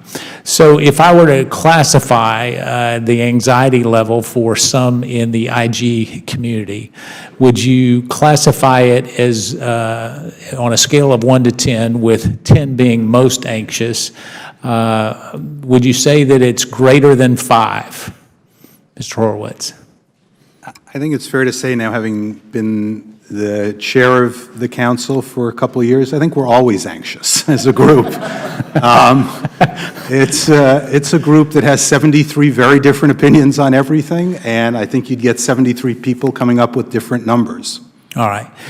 What can members of Congress do in a bipartisan way to assure the IG community that not only we value their work, but that we certainly do not want anything to stand in the way of you doing your work? I think the key part is a hearing like today for us, coming here and hearing bipartisan support for our work, the efforts to reach out to the incoming administration, including individual agency heads, to make sure they understand, so not just this committee, but the other authorizing and oversight committees doing the same with each agency, making them clear. I think you have my assurance, and I think all of our assurances by coming here, that we stand united in fighting for the underlying principle of independence in this act. And we didn't spend years, certainly Kathy and I, fighting our agencies on access issues, the FBI and DEA, testifying probably 15+ times, taking on those agencies because they weren't giving us access, to sort of hide and not come forward if there's efforts to push back. So we'll continue to let you know if we can't do our work. So real quickly, a yes or no answer. Do I have your commitment to keep politics out of any analysis that you or your group does? And I'm going to go down them. Absolutely. Ms. Bueller? Absolutely. Yes. Yes. All right, thank you. I'll yield back. Thank you. The chair now recognizes the gentlewoman from New Jersey, Ms. Watson Coleman. Thank you very much, and good morning to you. And I am sorry that I missed the beginning of the testimony, but I am delighted to see you here. And I want you to know that we support the work that you need to do, the resources that you need to do it, and the independence that you need to do it. I have a couple of questions. I'd like to actually speak to Mr. Horowitz for a moment. Mr. Horowitz, on November the 4th, Ranking Member Cummings and House Judiciary Committee Ranking Member Conyers sent you a letter after one of President Trump's closest and most vocal campaign advisors, Rudy Giuliani, acknowledged that he obtained leaked information several days before FBI Director Comey's now infamous letter to Congress about discovering potentially relevant emails. 2 days before Director Comey's letter, Mr. Giuliani stated, and I quote, "We've got a couple of things up our sleeve that should turn this around." He also stated that, and I quote, "a pretty big surprise was coming in 2 days," previewing when Director Comey sent his letter to Congress. During a follow-up interview, Mr. Giuliani confirmed this information and openly bragged about it. He stated, and I quote, "Did I hear about it? You darn right I heard about it." I understand that you can't speak to the specifics of your ongoing work at this point, but I want to ask some basic questions about the review's parameters. A, there is a review taking place. I guess that's a yes or correct. no. We announced it on January 12th. Thank you. Can you confirm that this review includes the allegations that the Department of Justice or the FBI personnel provided information directly or indirectly to outside sources? Our announcement did say that we would look at the allegations that FBI employees and department employees improperly disclosed non-public information. And we will further define the scope of that as we now go forward and look at the issues. Thank you, Mr. Horowitz. Now, Mr. Giuliani has subsequently said he did not get any information directly from active agents, but obviously, as a general matter, if active agents give information to someone who shouldn't have it, and those people then transfer it, that's just as bad. If you learned that information about the FBI's investigation was leaked to former FBI agents, who then potentially funneled it to others, I assume that you would need to speak with those former FBI agents as well. So my question to you is, do you have the authority to interview individuals outside the government if you deem that to be necessary? And can you assure us that the review of these allegations in particular will be thorough and follow the facts wherever they lead? On the latter, I can certainly assure you it will be a thorough and fulsome review. On the former, we do not have the authority to compel individuals who are no longer Justice Department employees to speak with us. We had hoped to have that authority. The IG Empowerment Act that the chair, the ranking member, this committee supported had that authority. It got removed at the last minute over the objections of the Justice Department on the Senate side, and the final version did not include that. We do hope to get that authority, but at this point we do not have that authority.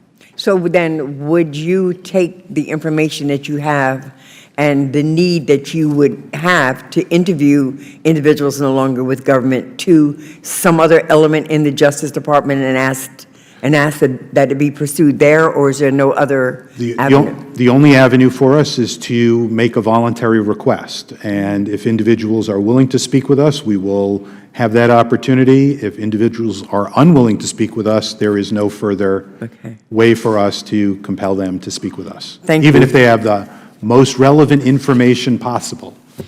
Thank you. Shortly after your announcement, Director Comey stated that he was grateful for the review and that the FBI will cooperate fully.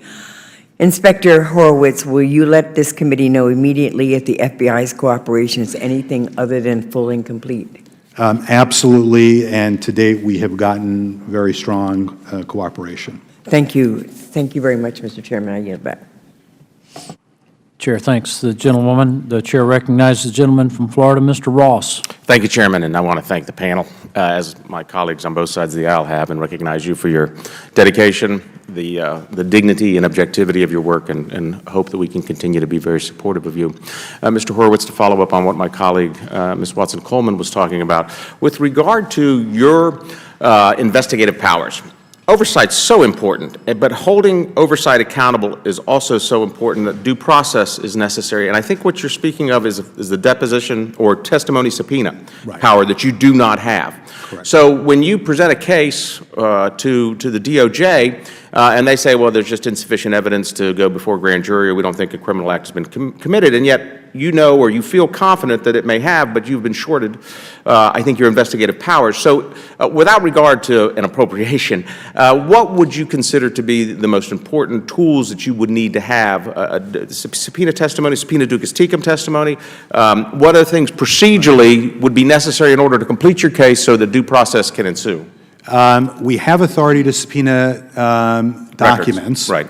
The key is getting the subpoena authority to testify individuals who either are former employees or employees of contractors or grant recipients, because we're pursuing various misconduct. And right now you don't. And right now we don't. So they either submit voluntarily to an interview, and once they have counsel, that'll never happen, or you just try to build a circumstantial case through voluntary witnesses who are third and fourth degree in the process. Is that? That's correct. The only other option is if it's strong enough and the Justice Department decides to open a grand jury investigation, the prosecutor can then issue grand jury subpoenas, but you need to get to that point. Right, you need to get to that point, but okay. Let me ask you, the panel collectively, and we'll go through here. One of the issues that I've had a big concern about is official time spent by federal workers when they're on the clock, but they're doing union activities. I have filed a bill for the last several sessions wanting a report from OPM of official time spent by federal workers. Is this something that either one of you have done or have had a request to do in your duties? And I'll start with you, Mr. Horowitz. We have not had that request made of us. The only component in I think the only component in the department with the union, the BOP has a union, but most of the other parts of the Justice Department do not have, are not. Is that something that you would do if you were requested to do? What I'd like to do is consider the issue, talk with my auditors about it, and try and understand better what it would entail for us. They've done it in the past. OPM has produced it in the past, but they don't do it routinely, and so that's my issue. Ms. Buller?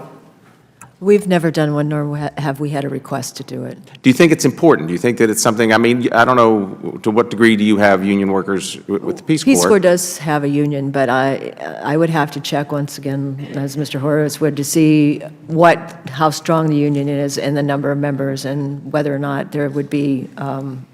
I mean, in some cases, that's their full-time job, is to be the union representative, and then they're being paid on official time to be doing that. And I just think that's a significant event that ought to be monitored and reported to the taxpayers. Mr. Dahl?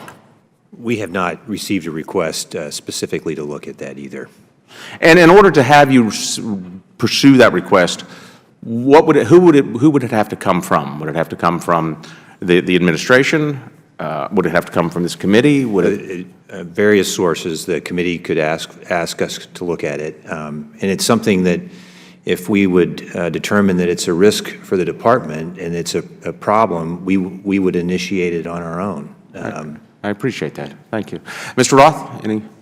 Same answer. We have not looked at that. I mean, we do have a number of federal employee unions and Customs and Border Patrol, the Border Patrol. But nobody's ever made a TSA. request on you as the IG? We have not, and we've not looked at it independently. Okay, I appreciate it. That's all I have. I yield back. Thank you. Mr. Chair. Chair now recognizes the gentlewoman from Florida, Ms. Demings, for 5 minutes. And I apologize if we've already covered this since I was late coming into the room. I believe I heard you say, Mr. Horowitz, that you do not have the subpoena power to require retired FBI agents to come and testify.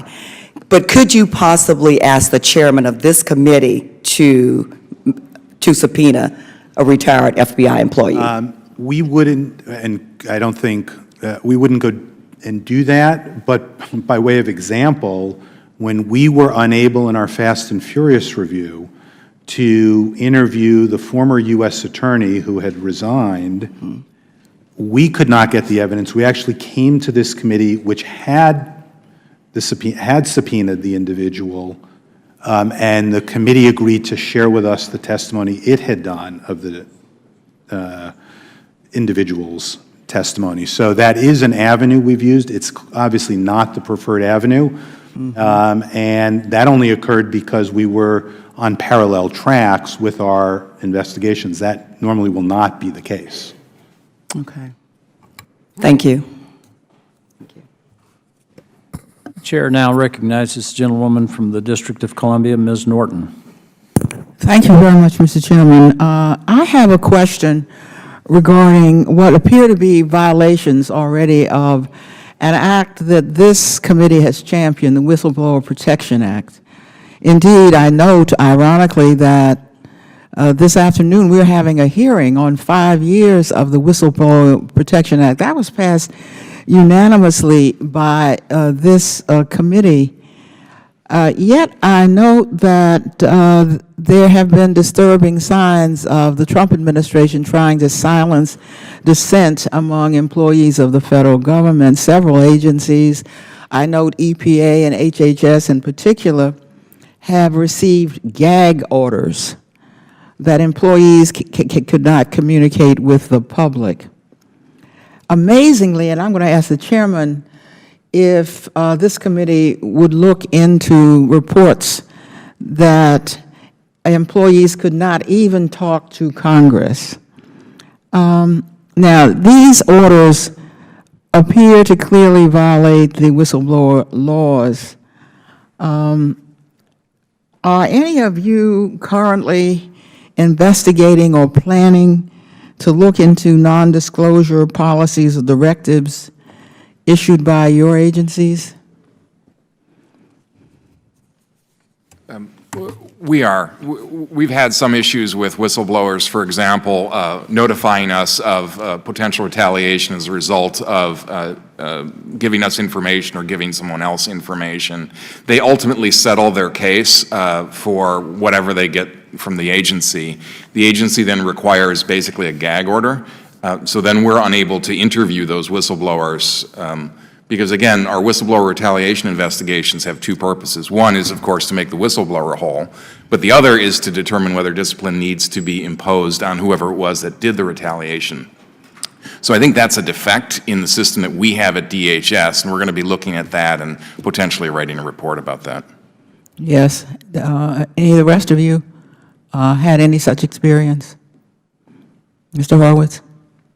We don't have anything going on now, but obviously we have authority over FBI whistleblower provisions, and we obviously now, in light of recent legislation, authority over whistleblower retaliation cases involving contractors and grant recipients, and we are seeing more and more of them, and we're handling them as they come in. And these are important matters, and it's important for new leadership in the agency to understand the scope of the whistleblower protections, the whistleblower laws. I think it's very important for incoming officials, particularly those who haven't been in the government before or have experience with federal whistleblower laws, to understand the impact of the Supreme Court's decision in the McLean case in 2015, because that was a case that has could have a very significant impact, and even after it was released by the court in 2015, we found instances where some components within the Department of Justice didn't appreciate the impact of it, and we had to explain to them why it limited actions they might want to have taken against individuals who spoke out publicly. Yes, Ms. Buhler? At the Peace Corps, we actively investigate any allegations of whistleblower retaliation. We've had several cases in the past, and we continue to aggressively pursue any allegation of whistleblower. Could I ask if any of these instances you indicated are recent? We continue to get complaints in. I wouldn't say we have anything like what you've mentioned at DOJ at this point that have made news at other agencies. Yeah, because the EPA and the HHS got these specific orders. Now, they could chill people, and I'm sure there are federal employees that are chilled to the bone. But look, for example, there's an official channel at the State Department. It's a dissent channel. It's been there for a very long time. And some State Department officials expressed their dissent on one of the President's executive orders, and the public affairs officer came forward and said they should either get with the program or they should go. Shouldn't federal employees be concerned about such comments and their potential impact of using official channels like whistleblower channels if these fairly high-level State Department people were essentially told to shut up or get out? I'll just say it's certainly a concern for me, and I know for the IG community as a whole, to ensure that there is no chilling effect on whistleblowers coming. So how can you do that? How can you assure, how can you make employees know that? Well, one of the ways we do it is through our ombuds programs that Congress helped create. It's very important for us to not only train employees within the department, but to train new employees joining the department on the scope of the whistleblower laws, and make sure they understand that individuals are allowed to come forward where they reasonably believe there are violations of law, rules, regulations, and there cannot be a personnel action, which is very broadly defined in the law, taken against them.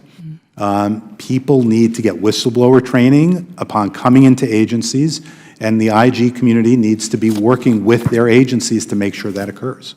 Thank you very much, and thank you, Mr. Chairman. Chair now recognizes the gentleman from Wisconsin, Mr. Grothman, for 5 minutes. Okay, we'll talk to you, Mr. Dahl, for a second. Is that okay? The Federal Employees Compensation Act program spending on compounded drugs rose dramatically from $2 million, I think, in 2011 to $200 million in 2016, and I think it's anticipated to double again last year when the final numbers are in. Have you looked into that issue at all?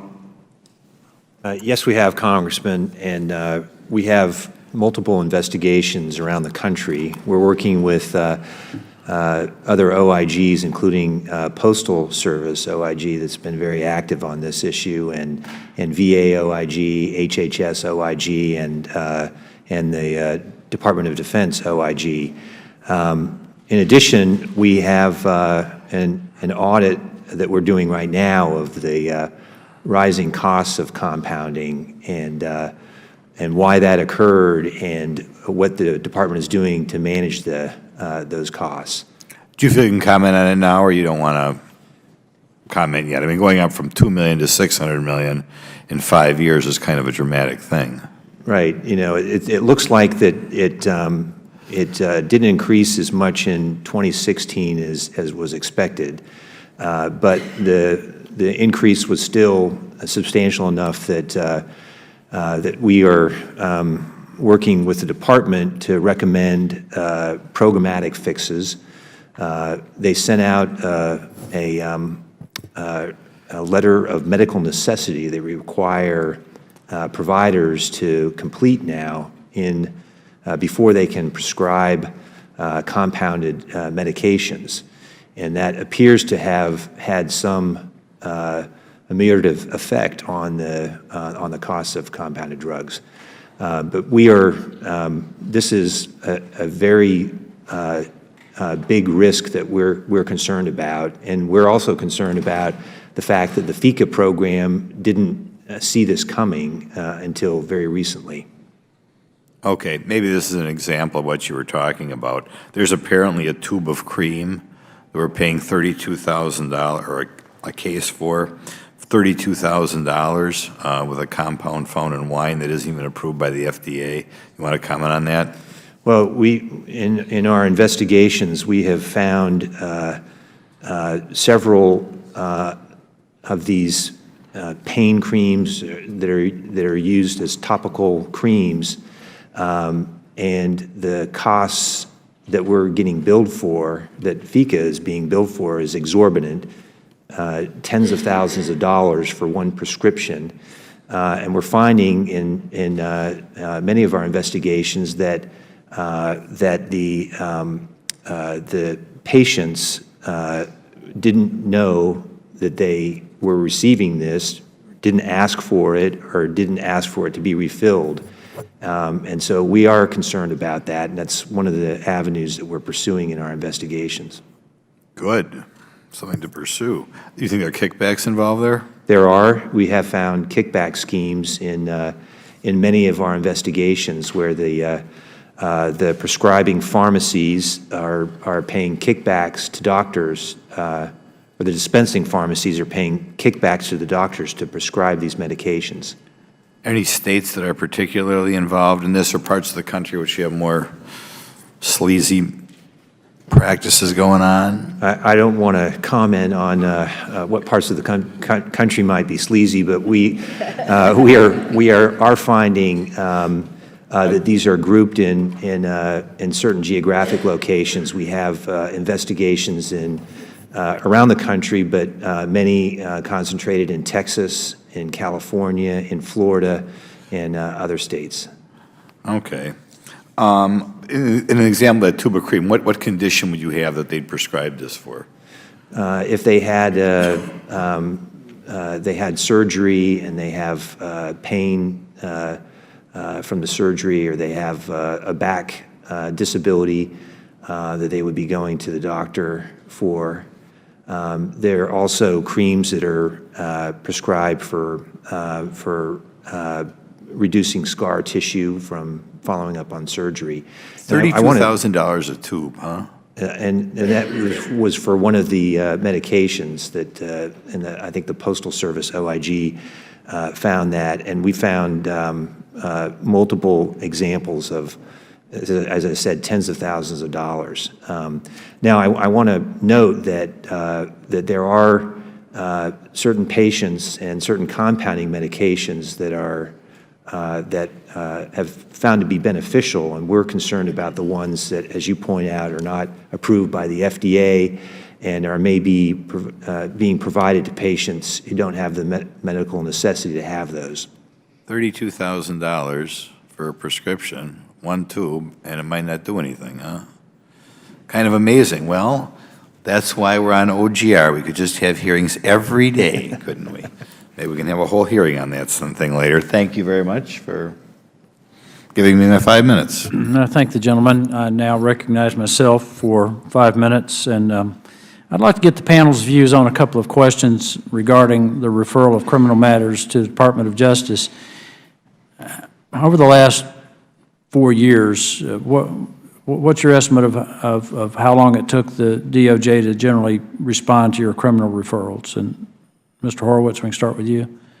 I don't have any numbers sort of handy or available. I will say we get fairly prompt attention from the department and the prosecutors we work with regularly when we do go to them with cases. Ms. Buller, was that your experience?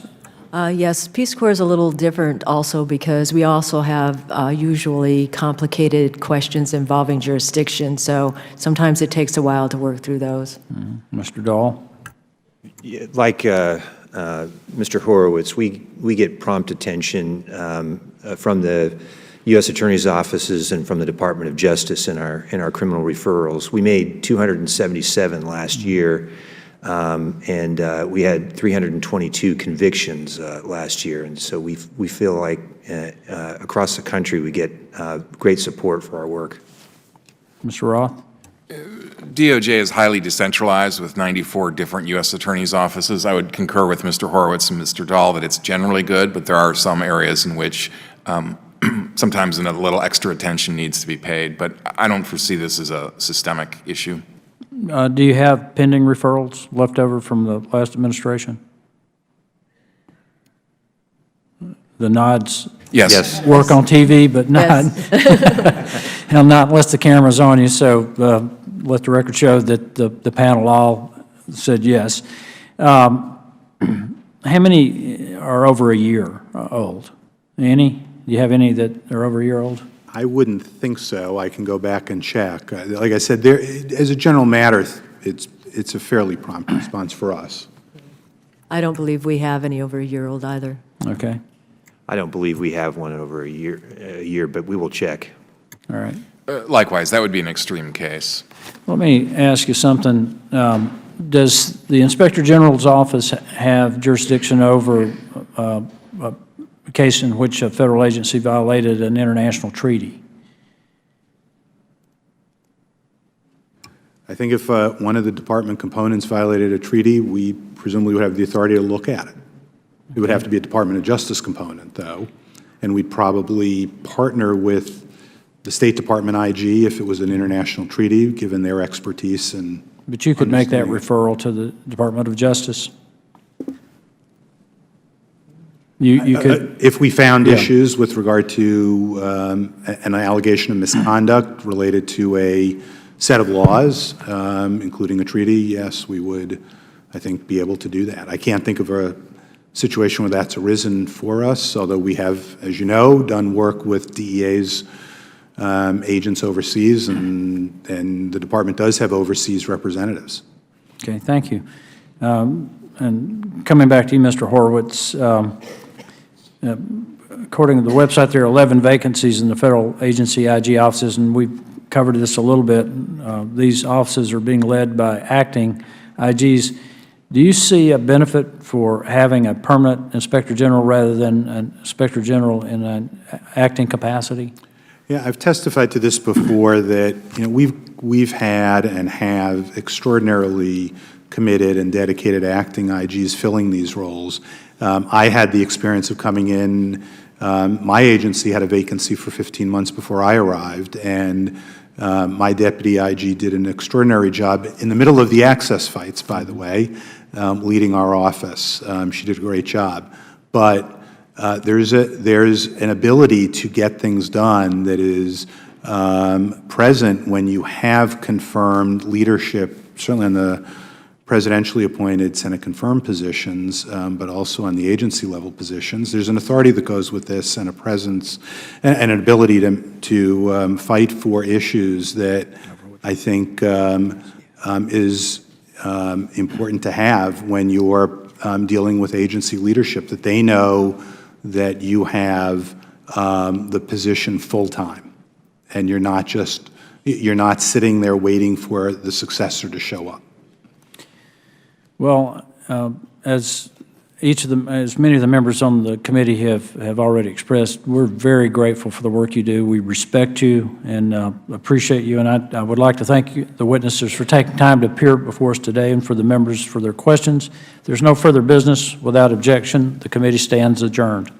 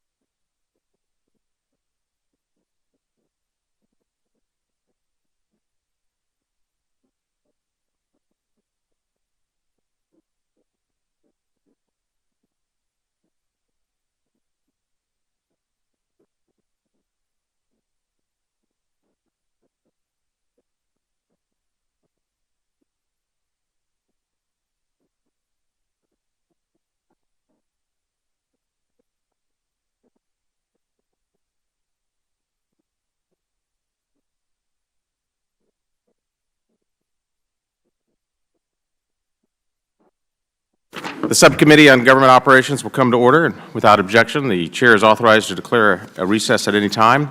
I will defer at this time to the ranking member of the Subcommittee for an opening statement. Thank you, Mr. Chairman. And I know Mr. Meadows will be here shortly. Federal employees who blow the whistle on waste, fraud, and abuse are in the front lines in the effort to ensure that our government functions efficiently and effectively. This committee has a long history of strong bipartisan support for those whistleblowers. And I want to thank the Chairman, Mr. Meadows, for holding today's hearing to examine how we can continue to improve protections for those employees. Whistleblower protection is rooted in civil service protections. Due process and merit-based hiring and promotion free of discrimination, retaliation, and political influence form the bedrock of the very whistleblower protections we are concerned about and have been for a long time in this committee and subcommittee. 5 years ago, the Bipartisan Whistleblower Protection Enhancement Act of 2012 significantly strengthened the rights of federal employees who disclose waste, fraud, and abuse. This legislation marks substantial progress, but as we discovered, gaps remain, and we must continue to work to protect all federal employees who disclose wrongdoing. I look forward to hearing from our witnesses today about challenges to protecting those whistleblowers under current law, such as vacancies at the MSPB, loopholes for sensitive positions, retaliatory investigations, as well as proposals to address those challenges. In fact, tomorrow, this committee, the Oversight and Government Reform Committee, will be marking up a bill that I co-sponsored, H.R. 657, the Follow the Rules Act. Last year, a federal court ruled that an employee who refused to obey an order is protected from retaliation only if that order violates a statute, which was never the intent of the law. This bill clarifies that the Whistleblower Protection Act, as originally intended, protects employees who refuse to violate a rule or a regulation. It need not be a statute. But legislative changes will not be enough. Congress must provide inspectors general and the Office of Special Counsel with the resources they need to investigate and enforce whistleblower protections under the law. For example, we've heard reports of egregious whistleblower retaliation at TSA. OSC has already taken action in some of those cases, but there is a backlog. Without additional resources, these whistleblowers won't be protected. In fact, one hears descriptions at TSA that sound like the Wild West. And a lot of cleanup has to occur there, not only whistleblowers, but performance measurements and the like. Finally, we can't ignore the committee's oversight responsibility. I was alarmed to hear news reports last week, only days after the inauguration, that certain federal agencies had issued gag orders on federal employee communications. One memo issued by the acting secretary of the Department of Health and Human Services on the very first day in office of the new president states, and I quote, "No correspondence to public officials, that is, members of Congress, governors, and the like, unless specifically authorized by me or my designee, shall be sent between now and February 3rd. That language, which ostensibly prevents an employee from speaking with members of Congress on his own, appears to violate, however, a number of federal laws, including the Whistleblower Protection and Enhancement Act itself. And it certainly sends a chilling message to our federal employees. That's why I plan to send a letter to agency heads asking them what steps they're taking to ensure that their communications to employees comply with the law. I ask my colleagues across the aisle to join in these oversight measures. It's my hope that moving forward, we can work in a bipartisan manner, as we always have on this subject. We must ensure that civil service and due process protections, the bedrock of the Whistleblower Protection and Enhancement Act, remain in place and are vigorously enforced. And we must provide diligent oversight to verify that agencies in this administration are implementing the protections required under the law. And with that, I yield back. Welcome, Mr. Chairman. I thank the gentleman from Virginia. I also thank the gentleman from Florida for gaveling us in, and certainly thank each of you. My apologies for being tardy. The chair notes the presence of our colleagues from the full Committee of Oversight and Government Reform. We appreciate your interest in this topic and welcome your participation today. And so with that, I ask unanimous consent that all members of the Committee on Oversight and Government Reform be allowed to fully participate. Hearing no objection, so ordered. I'm going to go ahead in the interest of time and skip my opening statement and actually go with recognizing each of you, and let's hear from you on that. And so, don't worry, Mr. Chairman. I pretty much said I spoke for both of us. Oh, well, there's no doubt about that, knowing that we are attached to the hip. So I would, we'll hold the record open for 5 legislative days for any member who would like to submit a written statement. Mr. Chairman, could I ask in just a quick unanimous consent request? I have a statement from National Treasury Employees Union. For the record, I ask unanimous consent to be entered in the record. Without objection, so ordered. Thank you, my friend. I'm pleased to welcome Mr. Robert Storch, Deputy Inspector General at the U.S. Department of Justice. Welcome. Mr. Eric Bachman, Deputy Special Counsel for Litigation and Legal Affairs at the U.S. Office of Special Counsel. Welcome. Mr. Thomas Devine, Legal Director at the Government Accountability Project, and Ms. Elizabeth Himpowitz, Policy Counsel at the Project on Government Oversight. Welcome to you all. And pursuant to committee rules, we ask that all witnesses be sworn in before they testify. Yeah. If you will please rise and raise your right hand. Do you solemnly swear or affirm that the testimony you're about to give will be the truth, the whole truth, and nothing but the truth? Please let the record reflect that all witnesses answered in the affirmative. In order to allow time for discussion, we would appreciate if you would please limit your testimony to 5 minutes. But Mr. Storch, before I come to you, the chair recognizes the ranking member from the full committee, the gentleman from Maryland, Mr. Cummings, for an opening statement. Thank you very much, Mr. Chairman. I really appreciate your indulgence. I want to thank Chairman Meadows and Ranking Member Connolly for this hearing today. Whistleblower protections are built on the foundation of our civil service system and its due process protections.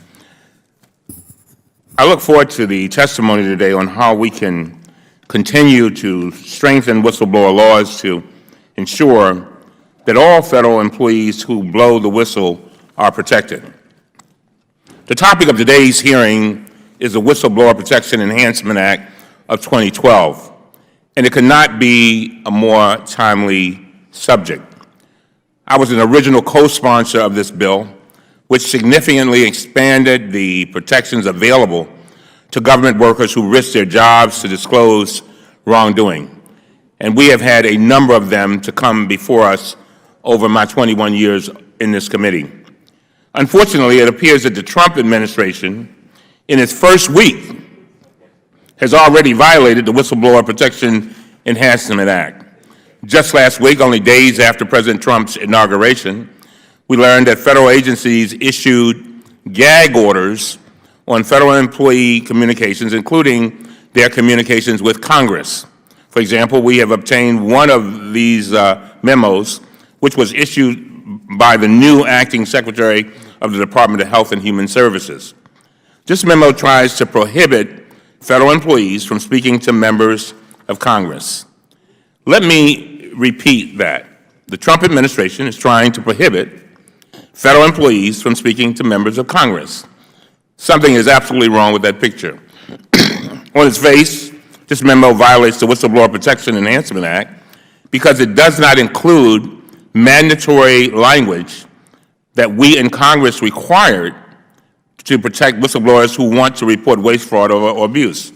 We required, and I quote, any disclosure policy, form, or agreement, end of quote, to include a mandatory statement that it does not supersede the rights of employees, including specifically, quote, communications with Congress, end of quote.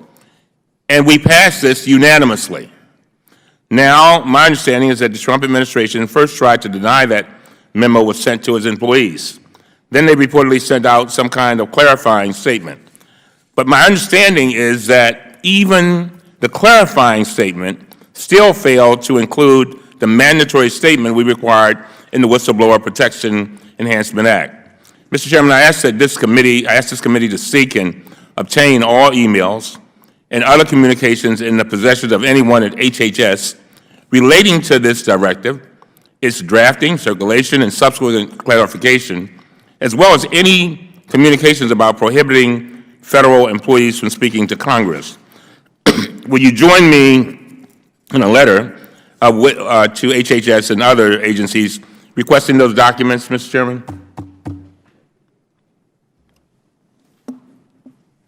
I'm just making a simple request, Mr. Chairman. What, would the gentleman from Maryland repeat his request? Oh, sure. I'm sorry, I was otherwise engaged. That deer in the headlight look was because I had no idea what you asked. I apologize. I didn't mean to catch you off guard, but Mr. Chairman, and you have been absolutely wonderful and a good bipartisan member, and I really appreciate it. But I didn't mean to keep you. What I said, I asked the subcommittee to seek and obtain all the emails and other communications in the possession of anyone at HHS relating to a directive and the drafting, circulation, subsequent clarification, as well as any communications about prohibiting federal employees from speaking to members of Congress. I think that should be a no-brainer for most of us. The gentleman knows very well that regardless of who is in the White House, that the chairman believes that having open communication between members of the federal government and members of Congress is something that should not be inhibited. And so certainly I'm open to following up and making sure that we get clarification and hopefully on this, making sure that the message is loud and clear that an open and transparent government is not only something that this committee supports, but the administration supports as well. Thank you very much. I really appreciate it. And I'm almost finished, Mr. Chairman. This is not the only action that the Trump administration has taken that could chill whistleblowers. In December, President Trump's transition team asked for the names of employees at the Department of Energy who had worked on climate change initiatives. Another transition team request was made to the State Department for information regarding staffing and positions related to gender equity and violence against women. Just 2 days ago, White House spokesman Sean Spicer announced that State Department employees who voiced dissent regarding President Trump's immigration order should, quote, either get with the program or they can go, end of quote. To quote Walter Schaub, the director of the Office of Government Ethics, quote, tone from the top matters, end of quote. I fear the President's tone will discourage whistleblowers from reporting waste, fraud, and abuse, exactly the opposite of what we hope to accomplish through the Whistleblower Protection Enhancement Act. There's still time for this administration to change. In a letter I wrote with my colleague, Ranking Member Pallone, to White House counsel Donald McGahn, we requested that the President take immediate action to rescind all policies on employee communications that do not comply with the Whistleblower Protection Enhancement Act. We also urged the President to issue an official statement making clear that all federal employees have the right to communicate with Congress and will not be silenced or retaliated against for their disclosures.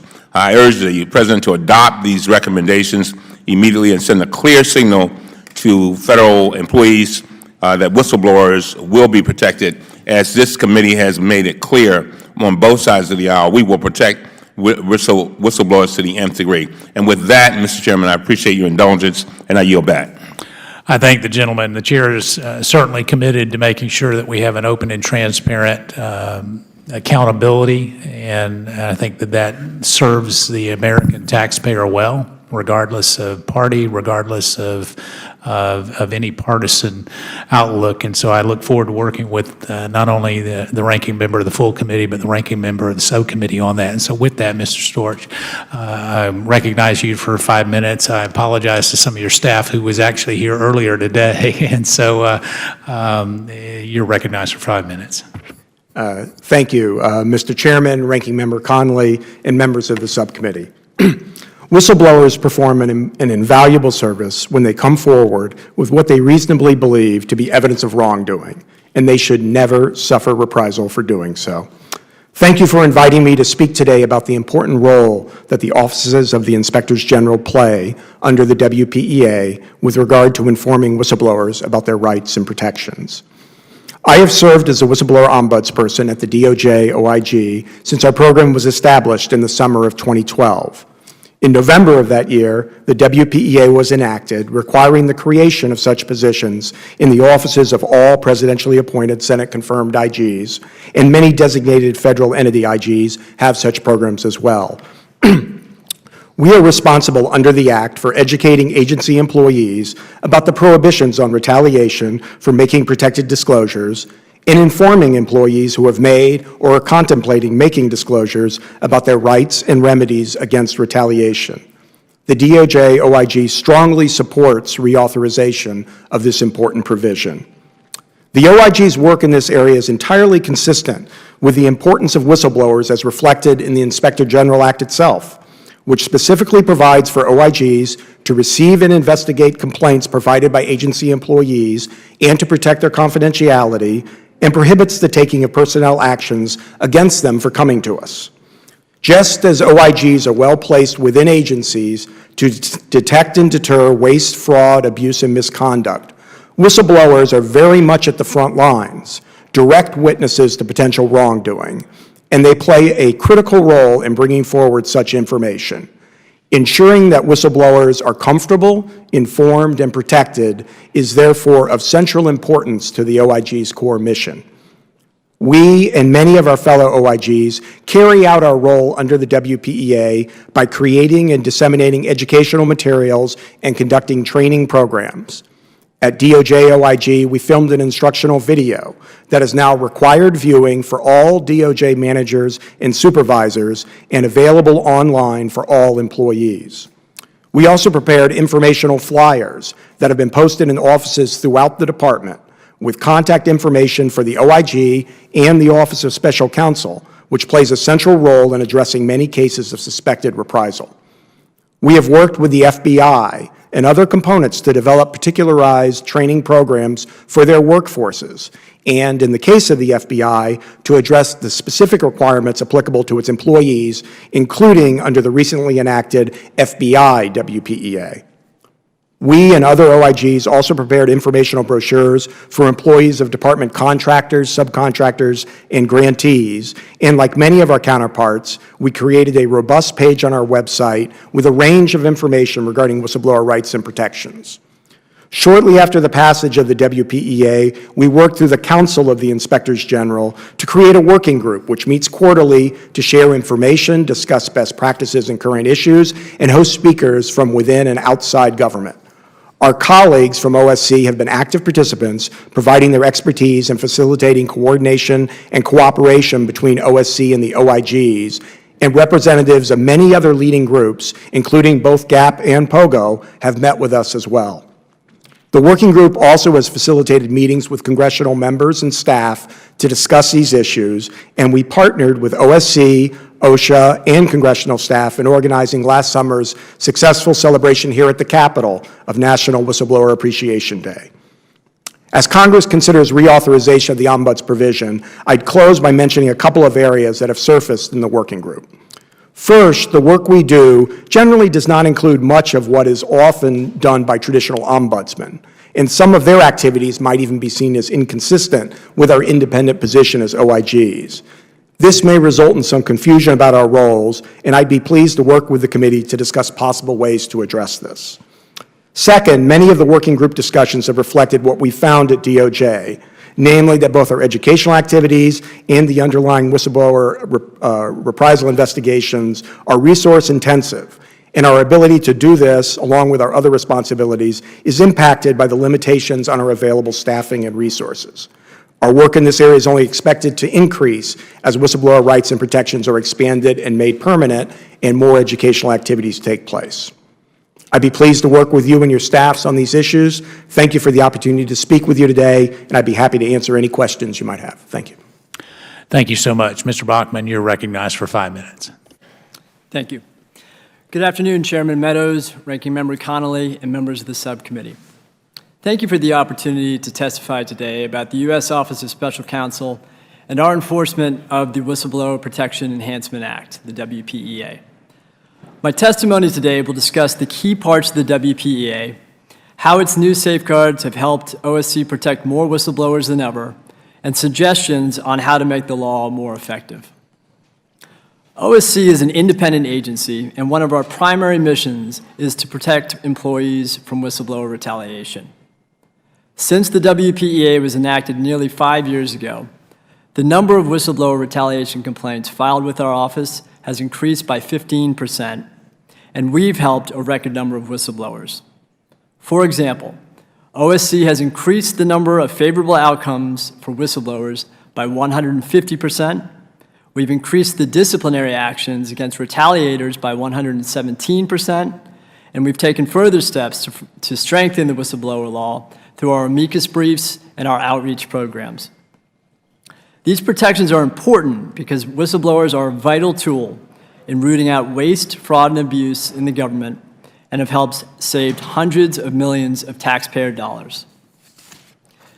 And we want to thank Congress and this committee for its forceful, bipartisan support of federal whistleblowers and OSC.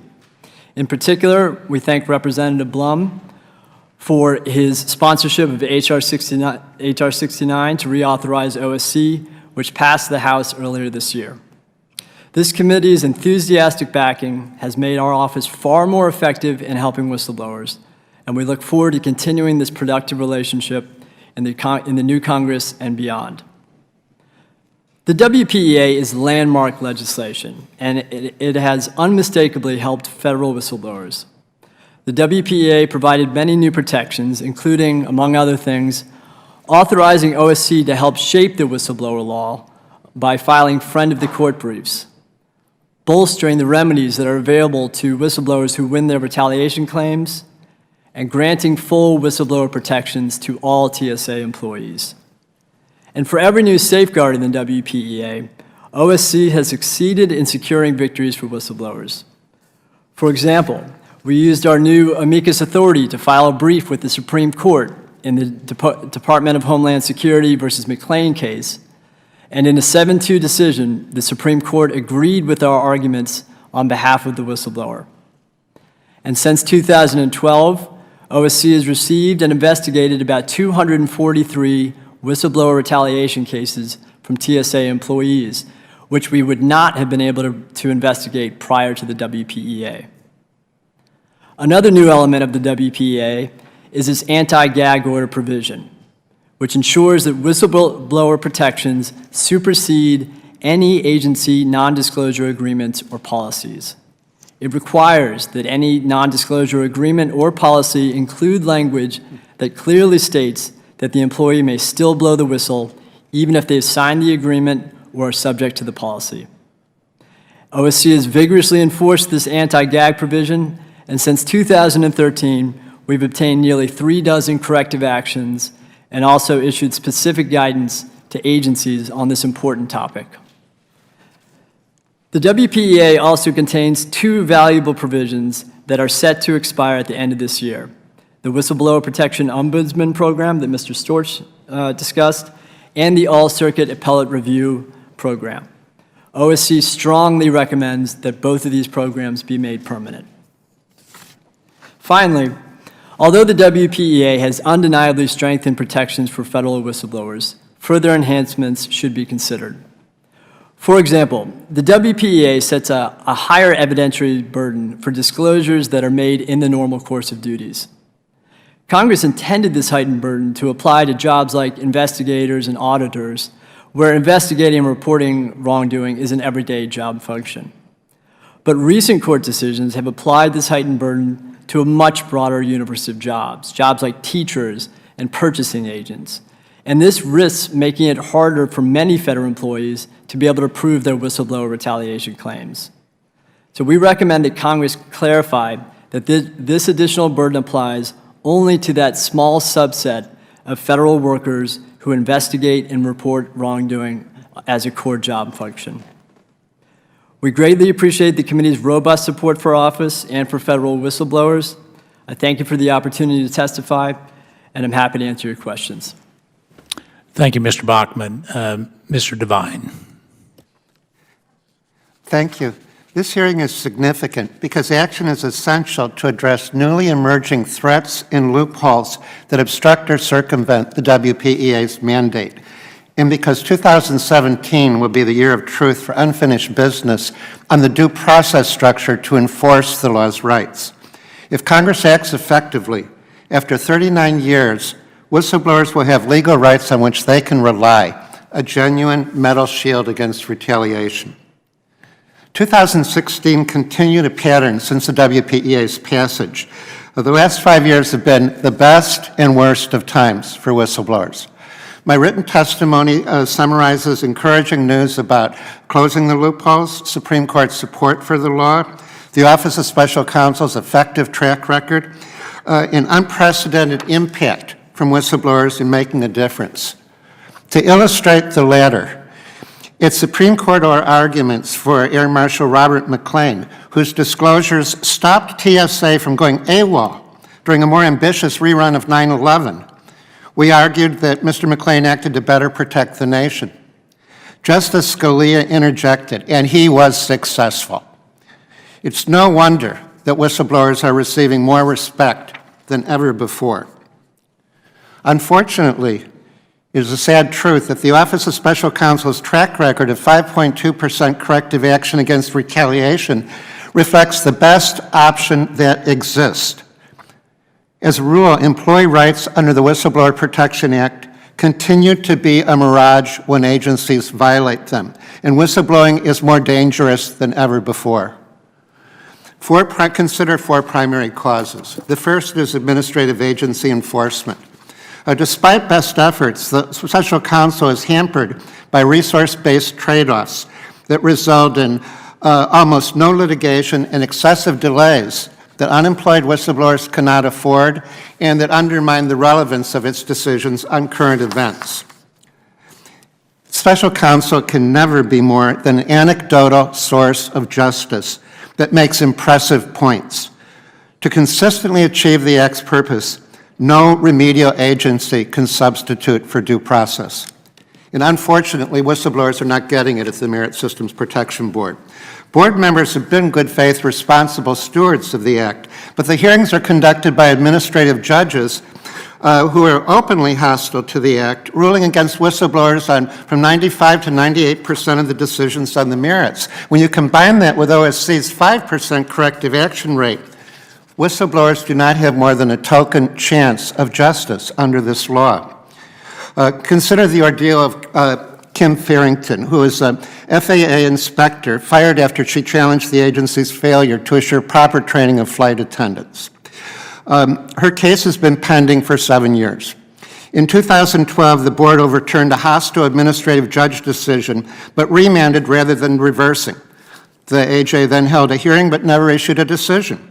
When the AJ retired, a new judge was appointed, who held another hearing in December 2013, but again did not rule.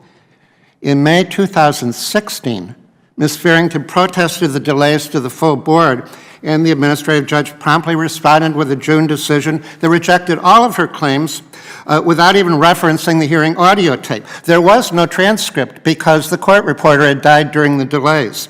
Her case is again on appeal, but due to vacancies, the board cannot issue decisions, and there is no end in sight. The lack of credible due process at the MSPB is the Whistleblower Protection Act's Achilles heel. Shifting tactics have made the law less effective because it is more difficult to fire employees. Agencies are opening more retaliatory investigations with criminal prosecution referrals, and currently there is no defense against this even uglier form of harassment. Then there's the sensitive jobs loophole, an all-encompassing national security loophole that will subsume the entire merit system if Congress does not act. And finally, there's lack of acceptance. Mr. McLean's experience is a microcosm. Immediately after his victory, TSA lagged 4 months and then assigned him to air marshal missions on flights to the Mideast, despite intelligence that ISO was combing the internet to find the identities of undercover air marshals, and he was the most visible air marshal in history. After the OSC intervened, the agency reassigned him to an empty room with no duties for 4 months. It refused to consider him even routine promotions, forcing him into bankruptcy. Although he continues to make impressive disclosures on security breaches, they will not assign him any duties due to lack of seniority caused by its own illegal termination. It held a processing of security clearance for 10 months, although required to forward it within 14 days. He is still lost by winning due to the poor attitudes. Mr. Chairman, my written testimony has a full menu of suggestions for how we can deal with these challenges. Thank you. Mr. Devine, thank you so much for your passionate and articulate testimony, and I can assure you that we will be following up in earnest. Some of these things are things that we were aware of, some obviously not, but working with OSC and making sure that their success rate is greater and not laborious is something that this committee is committed to. But thank you so much. Ms. Hempowicz. Ranking Member Cummings, Subcommittee Chairman Meadows, and Ranking Member Connolly, and members of the Subcommittee on Government Operations. Thank you for inviting me to testify today and for your dedication to ensuring proper implementation of whistleblower protections. 5 years ago, Congress passed the Whistleblower Protection Enhancement Act, closing many loopholes and upgrading protections for federal workers who blow the whistle on waste, fraud, abuse, and illegality. The WPEA codified an anti-gag statute championed by Senate Judiciary Committee Chairman Senator Chuck Grassley that requires agencies to issue a statement notifying employees that statutory rights to communicate with Congress and whistleblower protections supersede agency restrictions on disclosures or communications. In addition, the WPEA clarified that any whistleblower disclosure may be protected, including when a whistleblower makes a reasonable disclosure to his or her supervisor, even if that supervisor is involved in the wrongdoing. Similarly, it clarified that a whistleblower's intent in making a disclosure should not be factored in when determining whether he or she made a protected disclosure. These changes provided essential channels to report through and prioritized disclosing wrongdoing as being the primary public interest. Finally, the law created a pilot program for federal employees who appeal a judgment of the Merit Systems Protection Board to file their appeal in any U.S. Court of Appeals with jurisdiction. This committee led the charge in extending that pilot program 2 years ago and should now work to make that right permanent. While the positive impact of this law is significant, its enforcement has not been without issue. A report released by Senator Grassley 2 years after the passage of the WPEA revealed that only one agency out of the 15 studied was fully compliant with the anti-gag provision of the law. This important provision has been called into question as recently as last week, when several agencies ordered staff to cease or limit external communications. As members of this committee have recognized, these directives may violate the law. Efforts to prevent government employees from communicating with Congress and the public could represent a serious threat to public health and safety, and continued congressional oversight is necessary to make sure that this important provision continues to be implemented properly. Despite broad protection laws like the WPA and the WPEA, the totality of whistleblower protection laws include a patchwork of protections dependent on where a whistleblower works in the government and in what capacity. The WPEA afforded new and necessary protections to many federal employees when it was enacted, but it excluded intelligence community contractors, despite having a proven track record of success with previous protections. Although IC contractor whistleblowers have some protection under Presidential Policy Directive 19, it is too narrow to be considered comprehensive and can be revoked at the President's discretion. Whistleblowers must have safe channels to report abuses of power that betray the public trust, and Congress has a responsibility to fill these accountability loopholes. The next round of whistleblower protection legislation must include protections for intelligence community contractors. Congress should also consider requiring mandatory punishment against supervisors who retaliate against whistleblowers. Without mandatory punishment for those who retaliate, there is no substantial deterrence to violating these laws. Any legislation should carefully balance due process rights of employees accused of retaliatory actions with a proper chance to present a defense and appeal a final decision. Recently passed legislation creates a minimum 12-day unpaid suspension when a complaint that a supervisor has retaliated against a whistleblower is substantiated. This should serve as a model. As you mentioned, Ranking Member Connolly, it is also important to update the law to undo a recent curtailing of whistleblower protections in cases where federal employees refuse to obey an order that would break a rule or regulation created by the agency. Another area of concern is the implementation of former President Obama's Insider Threat Program. This program was created in order to ensure responsible sharing and safeguarding of classified information. It includes a provision prohibiting the use of the program to identify or prevent lawful whistleblower disclosures. Despite this, we've repeatedly seen government training materials conflate whistleblowers like Thomas Drake's with terrorists like the Fort Hood and Navy Yard killers. The Office of the Director of National Intelligence has assured POGO that these errors have been corrected, and its General Counsel's Office has fastidiously implemented whistleblower protection training for the intelligence community. However, increased congressional oversight may be helpful to make sure this program isn't used improperly. Additionally, the House should create a whistleblower ombudsman office to train congressional staff on working with whistleblowers and to provide assistance and advice to staff on working with whistleblowers. Many of these issues that I have raised in my testimony hinge on congressional oversight. Passing stronger laws is a necessary first step, but continued congressional oversight ensures that whistleblowers are championed and not punished. I look forward to your questions, and thank you again for holding this important hearing. Thank you so much for your testimony. I'll now recognize the gentleman from Florida, Mr. Ross, for 5 minutes. Thank you, Chairman, and I thank the panel for being here very much. You know, as we talk about the WPEA, it leads one to believe that it should have a dual purpose, first being a shield a shield to protect those who have seen the wrongdoings or the corruption and allow them the opportunities and, quite frankly, the incentives to report them. And then it should be a sword as well. It should be a sword to be able to go in and cut off the wrongdoing and enforce what needs to be done. But it seems through some of this testimony that the sword has been turned back, and it has been turned back on the whistleblower. And so my first question is to Mr. Storch in regards to retaliatory investigations. It's said that for every one whistleblower complaint, that in most cases there's a counter-complaint against them by the person whom the complaint is lodged. Now, is this something that is routine for you or any other Inspector Generals to investigate as to the source or the circumstances surrounding the complaint to see if it may be a counter-complaint? Thank you very much for the question. I mean, it raises important issues. Obviously, as Inspectors General, we receive information in our offices from employees throughout our departments that we oversee, right?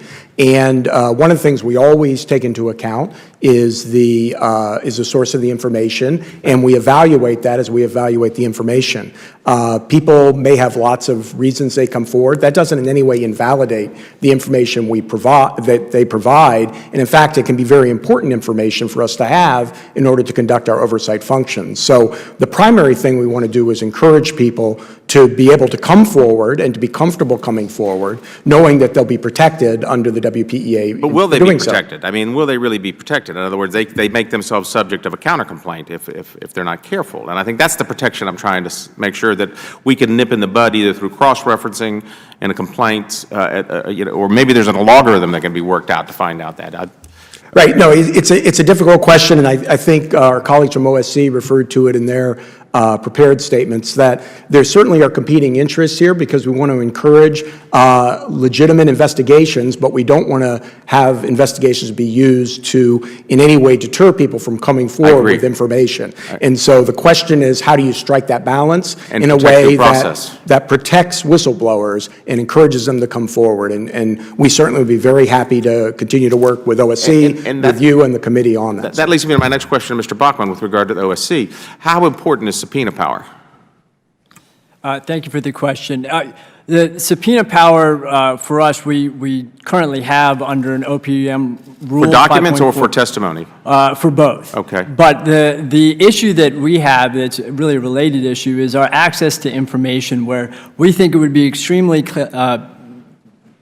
helpful for Congress to clarify, give us statutory direct access to all relevant information and documents and witnesses, and not be subject to perhaps an incorrect assertion of attorney-client privilege by the agency, similar to what the IGs currently have. So having that ability to know what the agency knows so that we can investigate whether wrongdoing occurred is essential. So if somebody files an objection to a subpoena, what's the court of competent jurisdiction there? Is it an ALJ? Is it what? Who decides whether there should be enforcement? Do they have to come? Where do you go? It's unfortunately a cumbersome process. We need to go to the MSPB. That doesn't have a quorum now. Exactly. That's yes. Which, and Mr. Devine pointed out, has. So they would not be able to move forward with that. If there was a quorum, the MSPB, not OSC, would make the decision of whether or not to attempt to enforce that subpoena. And then that subpoena, if still objected to, would have to be enforced eventually in district court. In district court. Okay. Lastly, Mr. Bachman, there's been some positives with the WPEA, but one of the things has been that its lack of enforcement, where I really think the sword should be. Can you articulate in any way what additional measures of enforcement may be necessary in order to make it really effective? Because as one who is a student of the law, deterrents have an impact on future behavior and future performance, especially if somebody decides that they don't want to have that repercussions against them if they know what the law will be and how it is enforced. Any suggestions as to further enforcement or additional enforcements of the WPEA? Yes. We couldn't agree more that disciplinary actions play an important deterrence role in the federal government. They have a ripple effect. They show that managers can be held accountable. At OSC, though, we have made a decision, though, that we need to prioritize getting the whistleblower back on their feet and back on their job and protect them first. To the extent we can, though, I think we are proud of the fact that we've been able to increase the number of disciplinary actions by 117% since the WPEA was passed. Of course, with additional resources, I think we can do even better than that. Look forward to working with you on that, and I yield back. Thank you. I thank the gentleman. The chair recognizes the gentleman from Virginia, the ranking member, Mr. Conley. I thank my friend, and welcome again to our panelists. Mr. Storch, do you recall that back in 1988, a long time ago, then Senator Chuck Grassley, who's still with us in the Senate, been there a long time, he had something called the anti-gag rule. Can you describe that to us if you're familiar with it? Anyone familiar with it? Yes, Mr. Devine. If you'll hit your mic, please. Thank you. It was instituted in December 1988 to thwart a non-disclosure policy being ordered throughout the federal government that prevented employees from disclosing classifiable information without prior approval. And since classifiable was defined as any information that could or should have been classified, it created basically a backdoor Official Secrets Act. The restrictions on funding to implement or enforce that were passed unanimously without exception through the time of the WPEA when Congress codified those rights, sir. And it was in some ways designed, was it not? Well, that anti-gag rule, even writ larger, was ultimately incorporated into the Whistleblower Protection Act. Is that correct? Yes, sir. And so let me ask you this. We have the acting Secretary of the Department of Health and Human Services on the very first day of the new administration writing, quote, no correspondence to public officials, for example, members of Congress and governors, his example, not mine, unless specifically authorized by me or my designee, shall be sent between now and February 3rd. How does that comport with the anti-gag provision of the Whistleblower Protection Act? Well, the official who issued the orders said, new team, new rules, but those new rules cancel the rule of law, Congressman. It violates 3 provisions in the Whistleblower Protection Enhancement Act. It violates 2 appropriations riders. It violates the Lloyd-LaFollette Act of 1912, and, by the way, the First Amendment. Oh, other than that, it's just helpful guidance. Yeah, okay. Anyone else on the panel want to comment on that? Mr. Storch? Mr. Devine has just said what I read from a member of the new administration violates the law in a number of laws and the Constitution itself in a number of respects. Yes, sir. You're from the Department of Justice. Would you concur? I was a prosecutor at the time of Senator Grassley's rule that you referred to, but I have been with the Office of the Inspector General and acting as the ombuds for our OIG for the last 4.5 years. And I'm very familiar with the provision of the WPEA that requires that appropriate language be put in place in any policy or agreement that would attempt to deter communications by whistleblowers, communications with Congress, and the law seems quite clear in requiring that, and anything that doesn't do that, that falls within those parameters, would be in violation of that provision of the WPEA. You would concur, Ms. Hempowitz? I would, and I would even go a little bit further. Even if these statements or these guidance documents are reissued with the disclaimer that they're required to have, they've already had a chilling effect. So that, you know, I would encourage this committee to continue its rigorous oversight and keep watching. What, I mean, what could go wrong with a chilling effect? Well, if you don't have whistleblowers feeling like they can come forward through protected channels, you'll see more and more increased leaks to the media, to the press, and And I think you always want the strongest whistleblower protections in place because you want to incentivize people within an agency to go through those proper channels.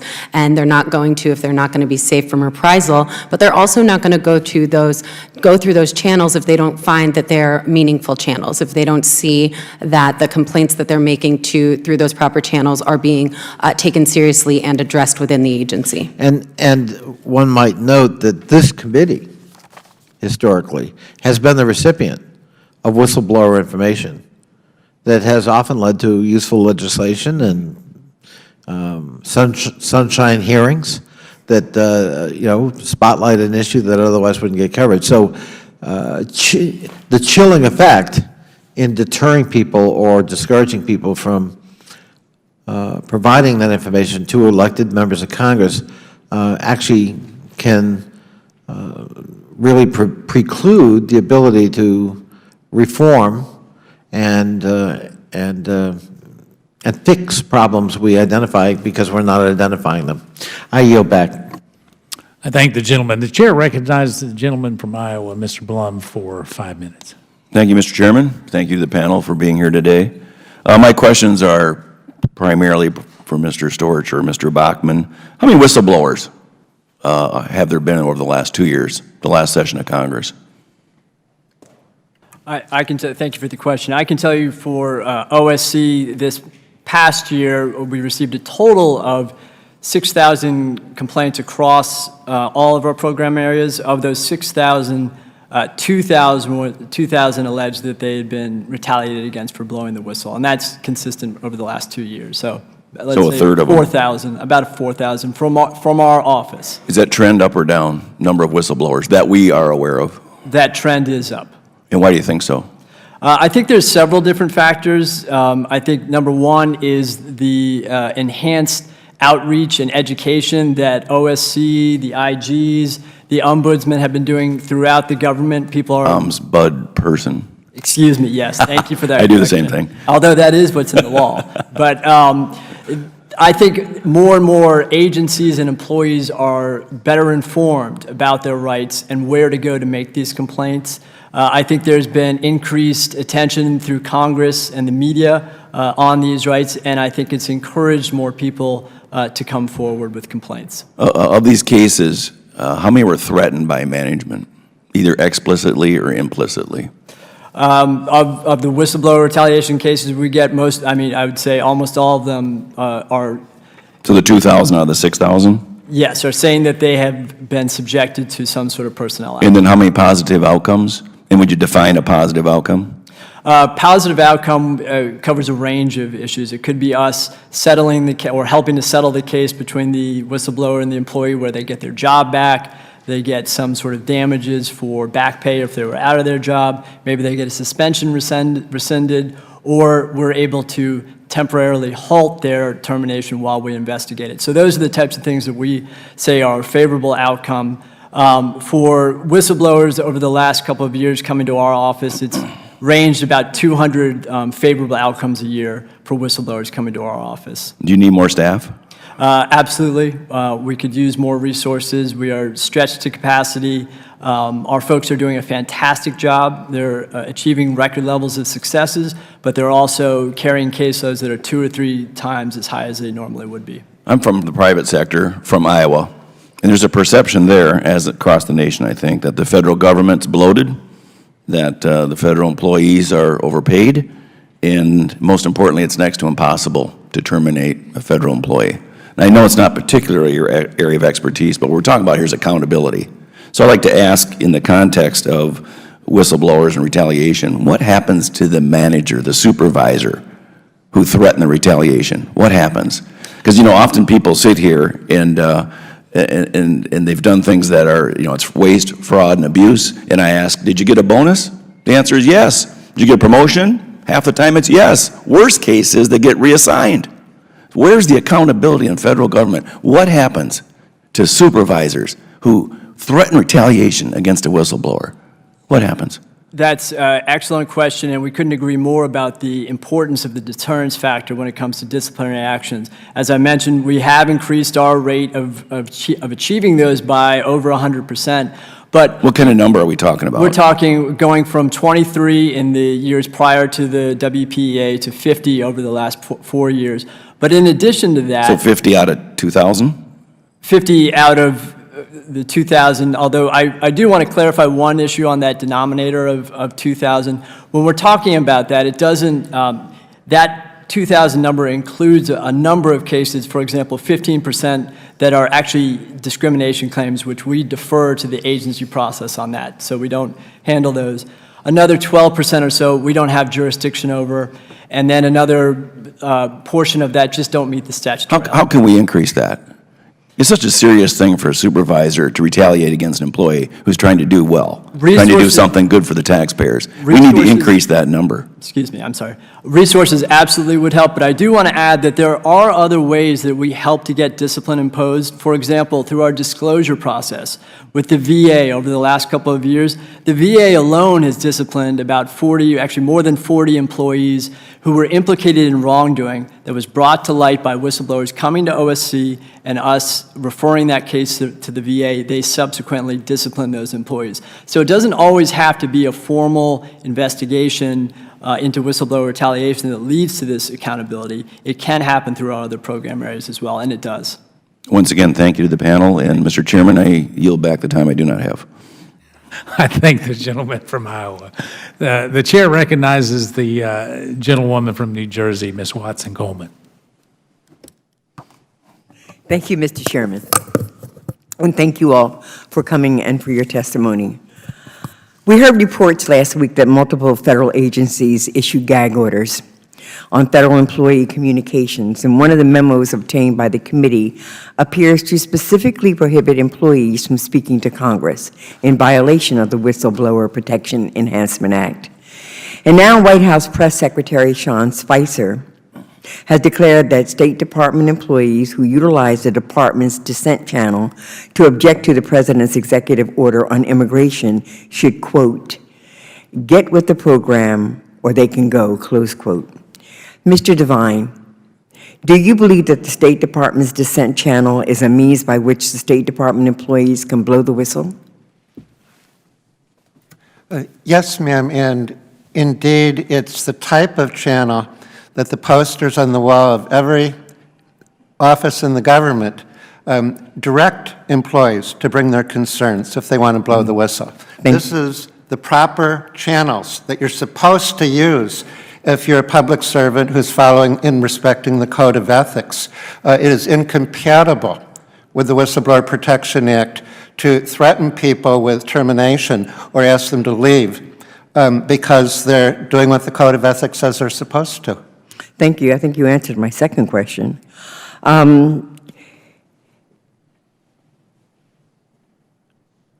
So is it your understanding that communication in this manner through this dissent channel should be protected?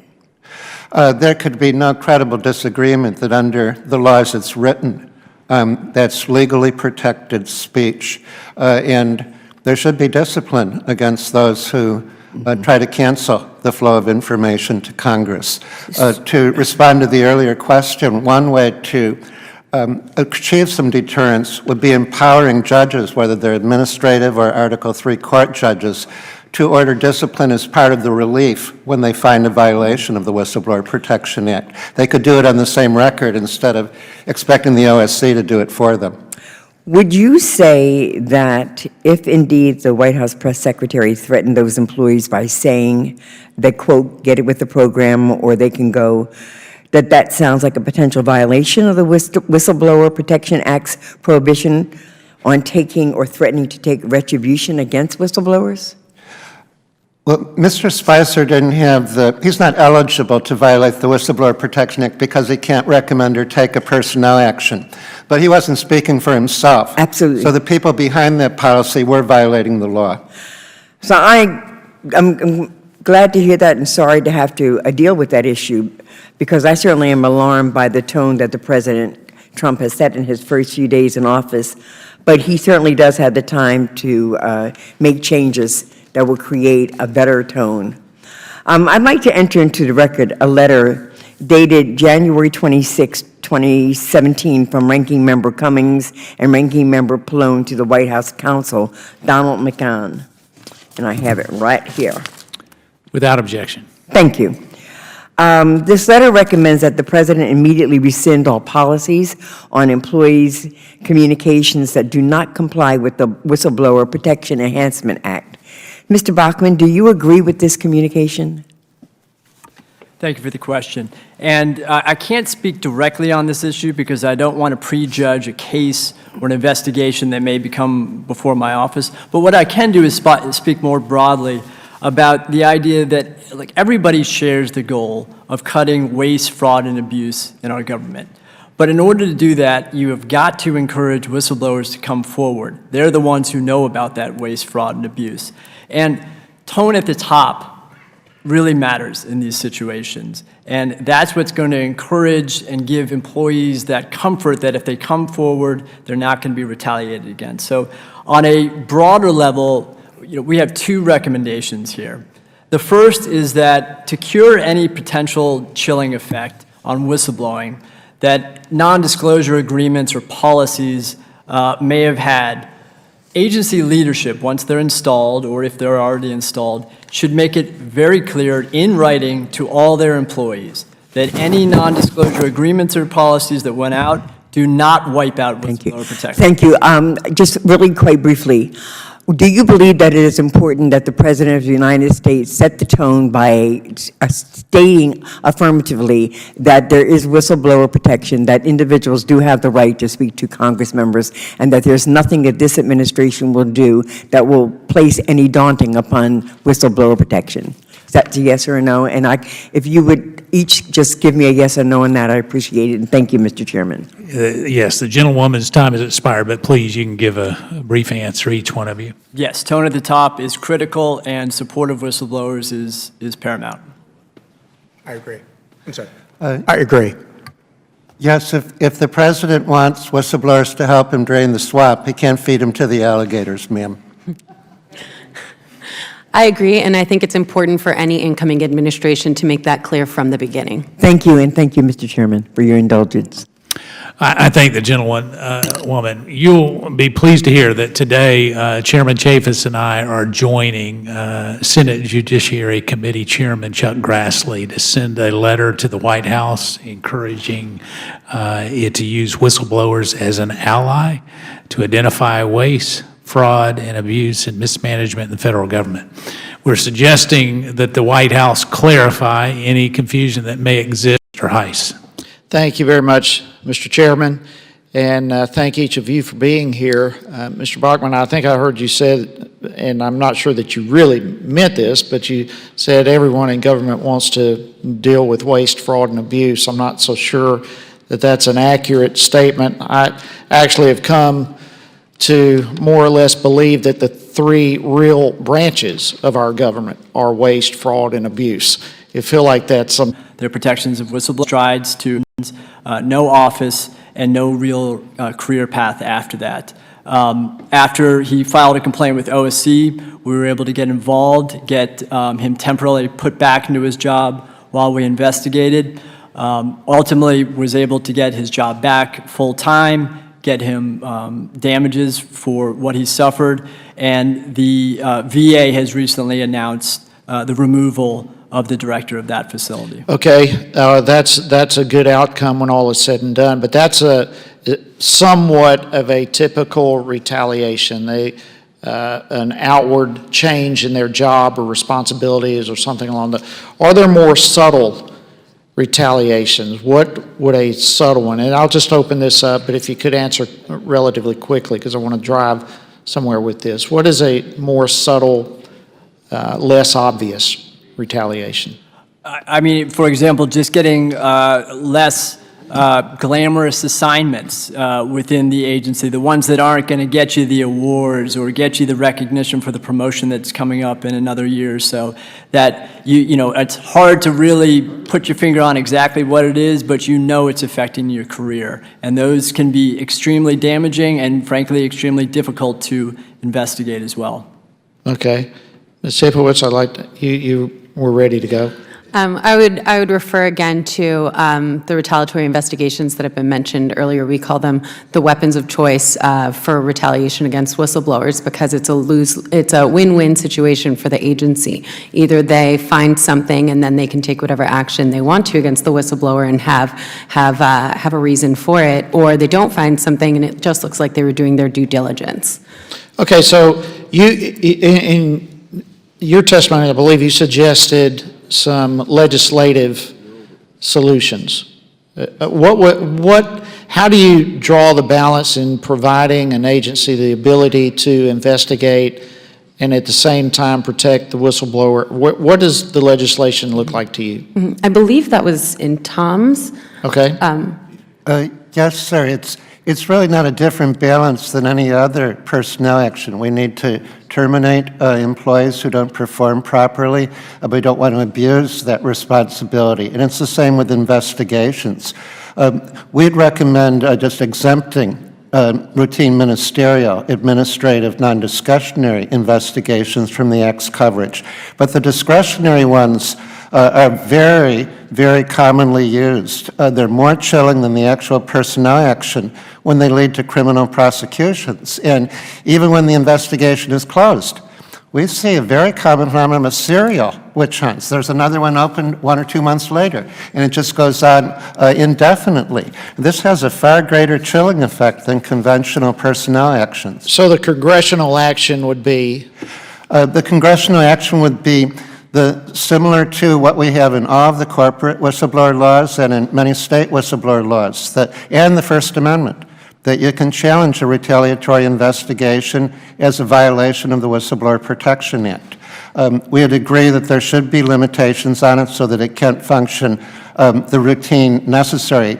It can't interfere with the routine necessary functions of government. But when it's misused, this is the start of almost every case of retaliation, to shift the spotlight from the message to the messenger and try to destroy their credibility, ruin them, and make an example. And you can do that without ever touching the Whistleblower Protection Act because they're defenseless until the other shoe drops, a formal personnel action. And if the other shoe is a prosecution referral, the Act never becomes relevant. The whistleblower is defenseless. Thank you, Mr. Chairman. I thank the gentleman. The chair recognizes a gentlewoman from Michigan, Ms. Lawrence, for 5 minutes. Thank you, Mr. Chairman, and to my ranking member. Last month, the Republicans included the Holman Act as part of the rules package for the 115th Congress. This rule allows lawmakers to slash the salary of an individual federal employee to $1. Imagine a federal employee who is considering blowing the whistle on wrongdoing. Even if that disclosure is protected, meaning the agency cannot take retaliatory action, nothing prevents Congress from slashing that employee's salary. Mr. Devine asked the other ones too, what do you think the Holman rule, do you think it would have a chilling effect on the whistleblower disclosure? It should have a chilling effect because it creates a deep vulnerability. It allows members of Congress to engage in the same actions that would be illegal if taken by an executive branch employee who actually is familiar with the whistleblower's performance or work. So it's a serious new loophole that should be addressed. Mr. Backman.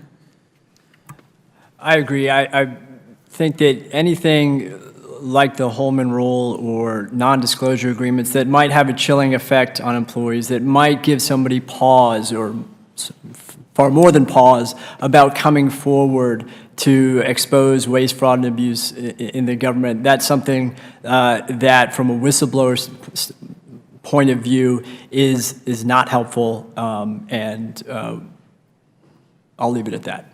Thank you. Mr. Storch. Yes, I'd certainly agree. I mean, as we've said from the outset, and I think everyone in the room has said, we want to encourage people to come forward with information. That's the only way we can find out what's really going on and be able to address it if appropriate. And if people in our government agencies don't feel comfortable coming forward, whether it's because they feel they're going to suffer reprisal in their jobs or they feel they're going to suffer some other economic consequences, that's a thing that could deter them from coming forward and something we want to stop. I didn't get a chance to mention it before, but I will now. We get over 12,000 complaints a year on our hotline at DOJ, which is just one agency. Something like 500 of those in the last year were within the ambit of what are considered whistleblowers. Now, not all of those, fortunately, are reprisal cases, because a lot of those go to the OSC. But having said that, we do see a lot of reprisal, and we see it increasing. We oversee the FBI. We have jurisdiction to investigate there. And with the FBI WPEA, that's only going to increase, which is a great thing. We supported expanding the ambit of people that FBI employees can report to. But with that comes a cost in terms of resources. But that's something we think it's important to do because we want to encourage people to come forward. And anything that stops that from happening or deters that, in our view, is a bad thing. You know, I served as an EEO investigator for a federal agency, and the one thing I will say, and I'm glad that you all are saying it, the act of discrimination or a case of that's filed, the culture of an organization is based on that reprisal point. And if we do not manage that and make sure that we're clear that reprisal of a person in whistleblowing or victim of discrimination will not be tolerated in an agency, it is extremely chilling and damaging for any organization. The last thing I want to say, I wanted to hear from you, Ms. Himmelholz. I agree with my co-panelists that we are deeply concerned that the Holman rule can be used to retaliate against whistleblowers. As Tom said, it would be perfectly legal for it to. It's not against the WPEA, and so unfortunately, it creates more work for the members of this committee. Oversight over that rule and making sure that it's not used as retaliation against whistleblowers. I think employees of federal agencies are going to look to you and to the House Whistleblower Protection Caucus to make sure that you are conducting that oversight and making sure that it's not being used as a new tool to retaliate against whistleblowers. I just want to say to the chairman, it's refreshing to hear that the party, my colleagues, are actually taking on the banner of saying how important our whistleblowers are to the health and the trust of the American people, and that we are doing our job. And we must continue to protect the whistleblower. Thank you, and I yield back. I thank the gentlewoman for her kind comments. The chair recognizes himself for a series of questions, so let me start off by saying, for those that are whistleblowers that are watching here today, this is something that the ranking member and I, the retaliation, we will not tolerate. And by saying that, it means that we won't forget. There are people here in the audience. There's also people here that are watching that are hoping against hope that, Mr. Bachman, that you can help them or that they can get their reputation back. And sometimes it's not even the financial aspect. It is really the humiliation of being treated the way that they've been treated by a government that should and can do better. And so I say that because it's real easy to have hearings and assume that nothing's going to happen. That's not the way that I conduct my hearings. In fact, if anything, this is normally a culmination of fine work by the staff. I'd like to take all the credit for their great work, and yet it is their work that brings forth a hearing, but also has a follow-up hearing. The gentleman from Virginia and I are committed to making sure that protections are there. With that being said, Mr. Bachman, I am concerned that a third of the whistleblowers are retaliated against. Did I hear you correctly? Out of 6,000, some 2,000 are retaliated against? No, I'm sorry. Let me clarify that. The overall number of cases that OSC receives across all program areas is 6,000. In terms of whistleblower retaliation complaints we receive, it's 2,000. So, okay. Yes. Okay.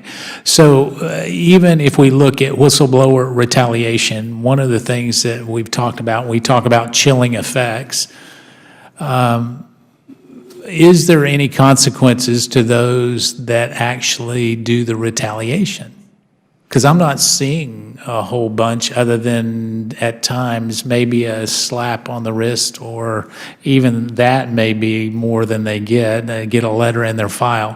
Mr. Bachman, are we seeing any of that? Well, I think we couldn't agree more that we would like to see more disciplinary actions. I think, as I said, we've made a 100%, over 100% increase in those numbers. We obviously want to do more. Our main focus has been to help the whistleblower. When they come to us, they've been fired, we need to get them back on their job and back on their feet. I do think getting them back on their job does send a message. It's not the same thing as getting that manager fired, but it does send a message to the other employees that this person was protected, they were brought back. And I do get that, and I understand that, but I guess here's my concern with that. Having been in the private sector for a long time, I'm rewarded for those things I get rewarded by, and I do them more. And those things that I don't get rewarded for or that I get punished for, I don't do them. And if there is neither the reward for good behavior, and so maybe we look at this as if you have zero whistleblower retaliation events, that you get some kind of recognition. I'm not sure how we go about this, but I can tell you the ranking member and I were having a private conversation. The time is now, and what I would ask of each of you is to give this committee some of your recommendations on how we can do that. Because if we've got senior level managers who will continue to do this, and Mr. Bachman, with all due respect, you're doing a great job, but they can thwart you, as we do know with TSA and some of the other events that I'm familiar with. They thwart you and they try to run out the clock. And when they are running out the clock, bringing one person back sends an unbelievable message to all those other whistleblowers. And the reason I know that is I get calls from agencies all across the country. And they're calling and they make sure their numbers are unidentified, and they call with aliases, and just because they know that I will actually do something about it. But the other problem that we have there is if they're that fearful to talk to a member of Congress, then we've got a systemic problem that we've got to address. So I would ask, are y'all all willing to give recommendations to this committee in terms of how we can maybe incentivize or discourage the behavior, and give me two recommendations on what you see. Ms. Storch, are you willing to do that? Yes, sir, absolutely. Happy to participate in that very important discussion. One thing I would add that we've been doing for a while, and I was very happy to see in the IG Empowerment Act, was posting of instances where there's been reprisal. And that's something, we always look at these reprisal cases, and we don't have the volume that OSC does, but say in the FBI area or other areas, we look at them both in terms of the whistleblower, obviously, and the harm that they've suffered for coming forward and performing the service of doing that.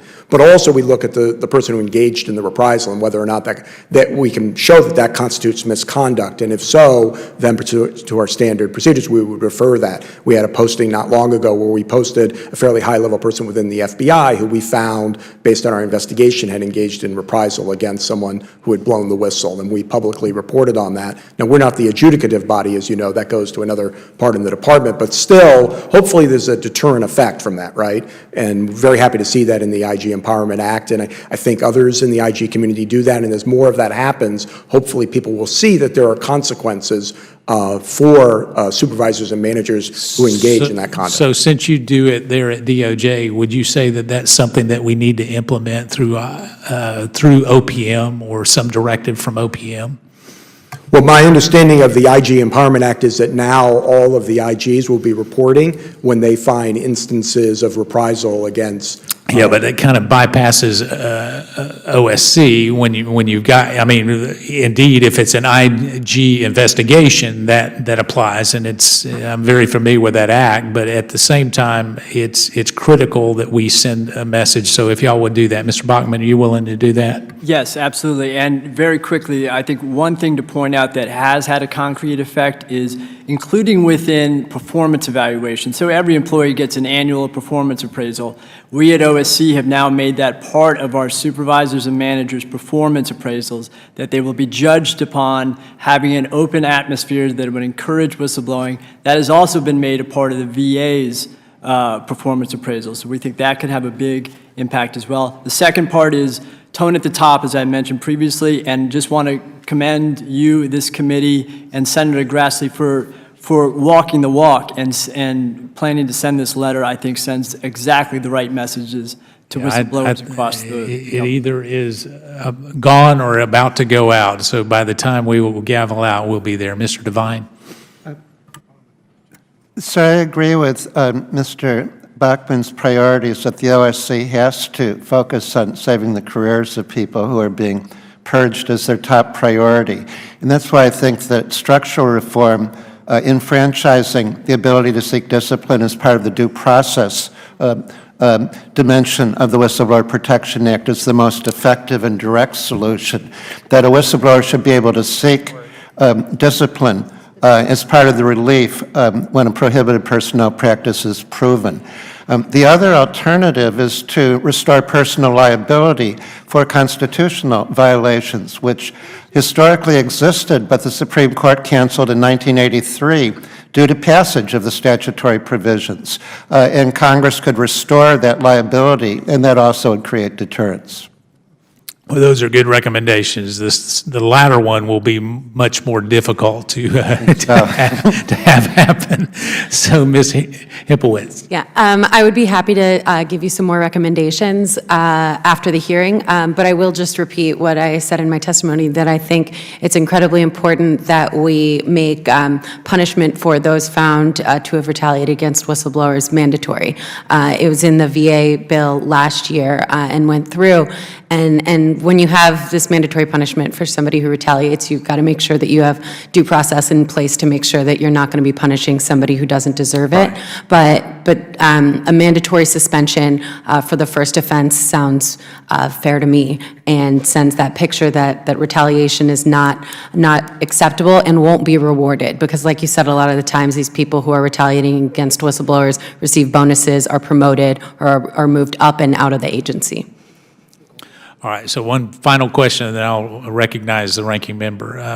Mr. Bachman, in terms of former federal employees and the protections there, I mean, what kind of circumstances would you be able to help with former federal employees? That's an excellent question and identifies one of the big gaps in our enforcement areas.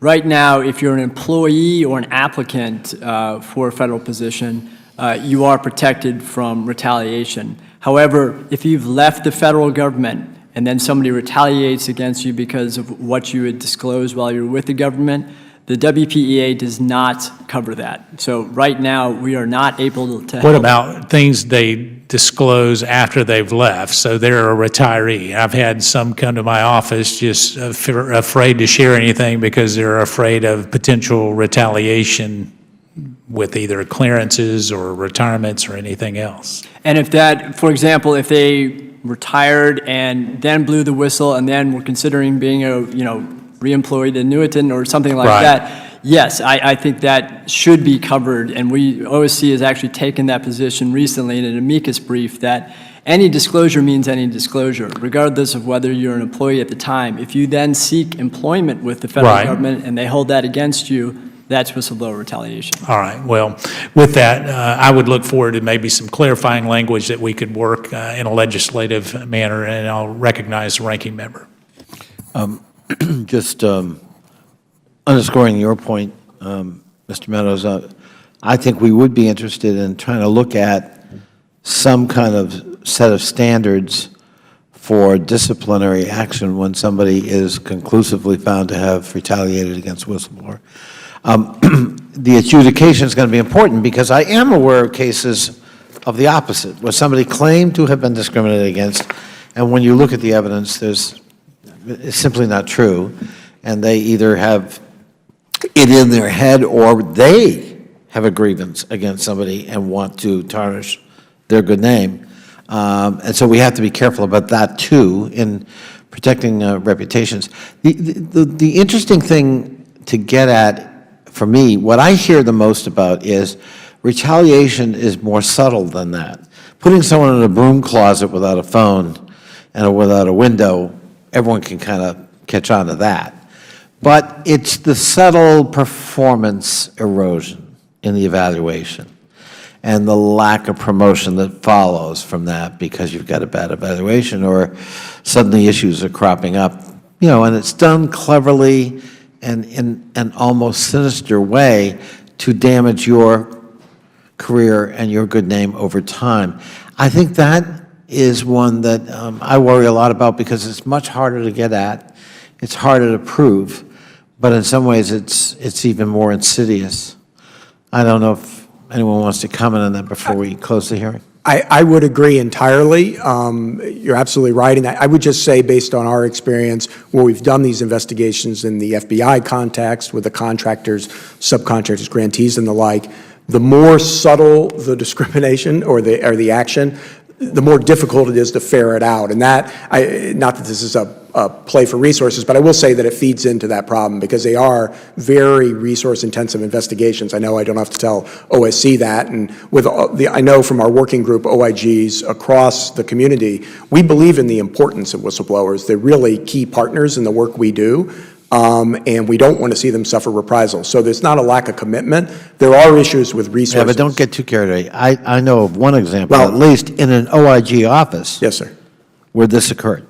Right. And it was the IG doing it. Right. No, I don't claim anything as absolute, but I think people, certainly I can speak for our office, we get, and others in our working group have talked about the importance of these principles, but also have talked about the difficulty of ferreting out just that sort of subtle discrimination. So the reason I bring it up is I really do think it feeds into this issue that these are really important issues that we want to be able to tackle and work with you on tackling and work with you on getting the resources to make sure we can do it effectively. And for OSC, we couldn't agree more on the importance of these subtle forms of retaliation. And we've really made it a point in our office for our complaints examining unit, who are the initial front line to review these complaints. If they see something like this and they believe there's an evidence of a violation, that we want to address this as quickly as possible because A, it stops the bad action from happening, it helps the whistleblower, but B, it lets the agency, it lets the folks know we're looking at the little stuff too. We're not just going, we're not just looking at the termination, we're looking at these subtler forms of retaliation. And also in terms of our outreach programs where we go to agencies, we train them, we make sure to include that these smaller personnel actions, that's retaliation too, and you can't do it. So your insight about subtle retaliation is very well taken. The Whistleblower Protection Act shields against harassment such as refusing to give people training that would allow them to advance in their careers. One of the common tactics that I come across is in a performance appraisal, having a comment in the appraisal that I'm disturbed that Mr. Smith is not a team player. And that sends a message to all future employers and all job applications that are reviewed. And your question is a cue for the importance of the amicus briefs by the Office of Special Counsel on the job duties portion of the Whistleblower Protection Act. That's the only portion that requires actual retaliation.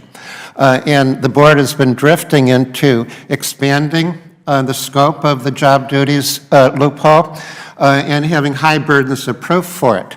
And this should be interpreted very, very narrowly. There is no public policy relevance to whether a whistleblower commits the truth as part of an assignment or a personal initiative. And the same causal link that can cancel adverse actions for taking a personal initiative should be there when you're just doing your job properly. I don't know if I have anything to add. However, it is definite, that's something that we're very concerned about, and I'm happy to hear that you share that concern and plan to do more on that going forward. Thank you. And Mr. Chairman, thank you so much. Well, thank you all for your enlightening testimony. I can assure you that it will be followed up on. Our staff here is one that are not only diligent, but they're tenacious. And so in doing that, if there's no more business before the committee stands adjourned.